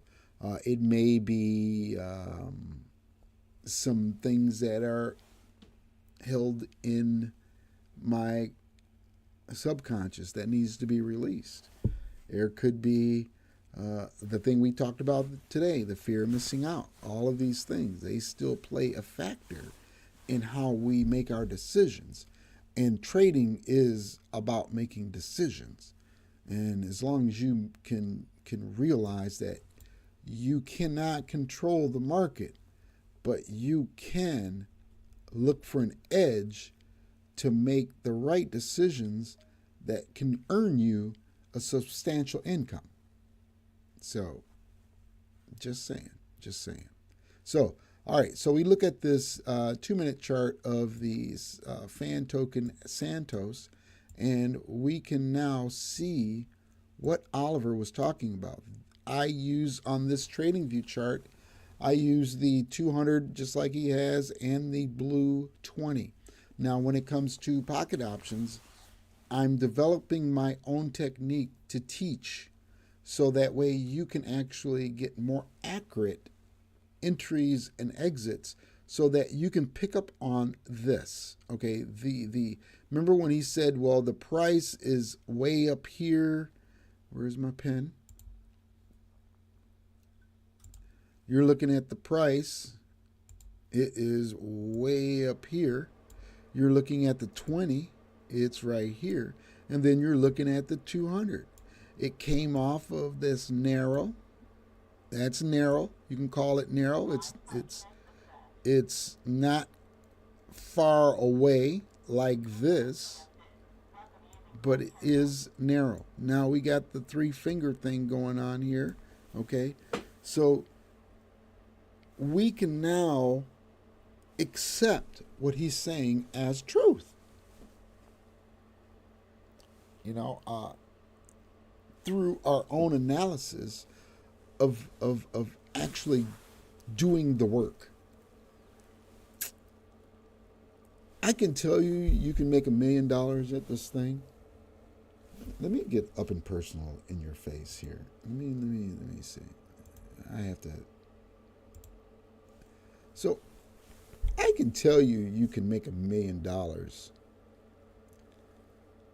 But until you apply some of the things that I'm talking about, you cannot say it's not going to work because, see, you've never thought about, man, what would it be like? What can I actually put myself in that feeling? Just you know, you don't have to close your eyes, but I'm going to close my eyes and just think, what would it feel like to be able to be at a point where you don't have to worry about anything financially? Just sit in that. Just sit in that. Not having to worry about anything financially. You can make that happen. I can show you how. You know, even though I may not fit the stature of these multi-millionaires of Jeff Bezos and all these other guys, but you know what? I live in that spirit. And I know as long as I live in that spirit, I can manifest it. And as I manifest these things, I have to still realize that my outside interference is still going to be pulling me to not go for that. Because it's so far. It's so far. It's so far for people that can't even, you know, earn $1. You know, I used to be at a point where if I didn't have a certain amount of money in my pocket, I wouldn't even leave the house. How retarded is that? But that was a part of my life cycle that I had to go through. And I do have I got an exercise on that. I'm bringing everything that I'm talking with you. I have a weekly meeting with my partner. We come together and we collaborate what I am doing and what she's doing, and I want to bring her into the arena of YouTube and being able to bring her profession to the YouTube family. So I'm thinking about everything that I was talking to her about, and as poor thing, I know I wore her out. I don't know if she'll ever see this, because I don't know if anybody will ever be into 3 hours of this stream. But I was telling her, oh, there's one exercise. She was like, Mike, please, no more exercises. I know, but still, it's so much info. I get so hyped. I get so excited because this information is like new discoveries that I find out when I read. I love to read, you know. And she was like, because I'll wake up at like 3 or 4 in the morning, and if I'm use the bathroom, and if I can't go back to sleep, I'll try to read myself back to sleep. But I end up reading 2 or 3 hours, and she's like, "You read from where to what?" And I go, "Yeah. What's wrong with that? How can you read so long?" Well, it's like a movie in my head. When I start reading, it's a movie. I see what I'm reading, so it's not hard to stay engulfed in, you know, this thing that I'm reading. So when I usually go through episodes of purging old emotions, I look for reference. What is this telling me? What is this saying?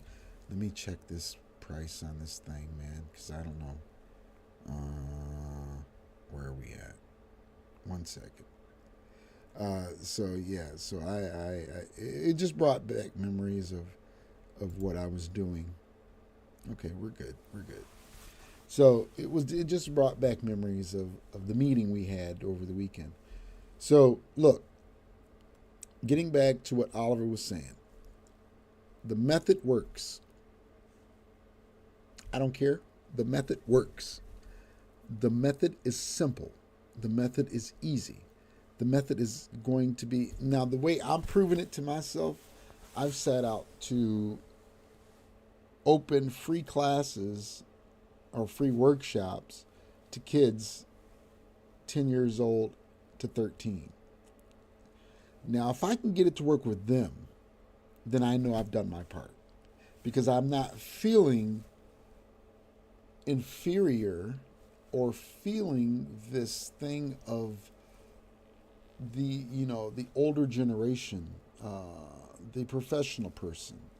There is something that I had to fight within myself to say that they're no better than me, because I was seeking authority through those types of people. I was seeking authority and acceptance through those people that I thought they were better than me because they had the money or they had the house or whatever the case may be. Those were the type of things that I had to work through. And if you have those type of problems, I can help you. The reason I say that is because you're talking to 59 years of scenario, folks. Praise God, I'm still living to tell you some of the things that I have endured, the challenges, some of the things that you would only think that would happen in movies.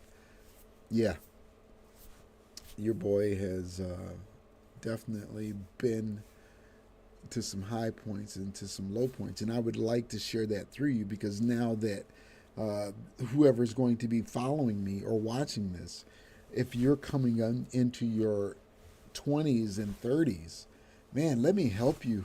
Please let me help you. And because it's only going to be the same thing, but in different clothes. We're always going to be, producing more humans like ourselves. We're always going to have a certain beliefs, and this is what I'm talking about. So, thanks for joining me. We're on the 11 o'clock hour. This hour is used for open discussion. If you have any questions, if you have any statements, if you have any comments, if you have any ideas, please share them on the platform. This platform is open to any and everybody around the world, around the globe. My mentor, he was my mentor. He is my mentor because I still know he lives in spirit, and that is Mr. Bob Proctor. I gotta chew a gummy right now. And these aren't the medicated. Get your heads out. So, Mr. Proctor, in one of his seminars, he says he vowed to work the secret until he died and to get his goal. His goal was to have his business in every country on the planet. And before he transitioned, he had businesses and I believe is almost every portion of the planet. He would reach out to countries that you wouldn't even know how to pronounce. He's been through all of the states. He's a resident of Canada. I like Canada. I like those guys over there. But yeah, he has achieved so much, and I picked up on him in 2006, and I invested in 2009. And at the time of this investment, people would say, "You are freaking nuts, boy. What the hell's wrong with you? But you know what? It's paying off. And it's going to triple itself. And it's going to quadruple itself. But there are stages, like this cycle thing that I say. There are gestation stages. You know, if you plant it, it will grow. That's just the life thing. If you plant it and nourish it, it will grow. So I plan on doing that for me and doing that for you here at the Living Legacy Group. So we're going to cut it off early today on this session, and we will see you back here. What time? We'll probably see you back here at 1 o'clock. I'm going to take an extra time to recoup, get some food.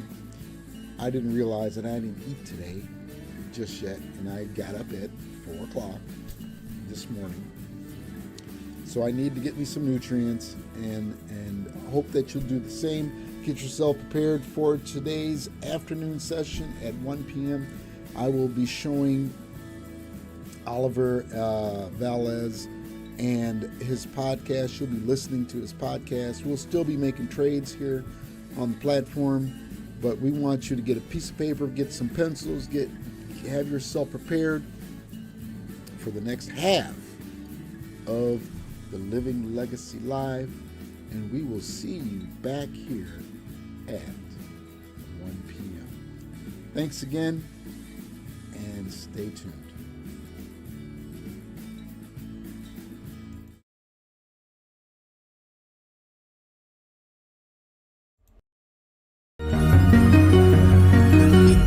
Back us today and become part of Batch Zero. It is your crypto. Start truly owning what is yours.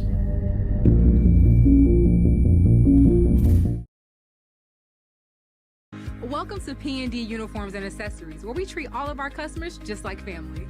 Your one-stop shop for all things uniforms. We carry a wide selection of top-quality uniforms from school to medical scrubs, plus church and choir gear. P&D Uniforms and Accessories have been in business for over 15 years. We are centrally located at 20936 Kelly Road in East Point, Michigan.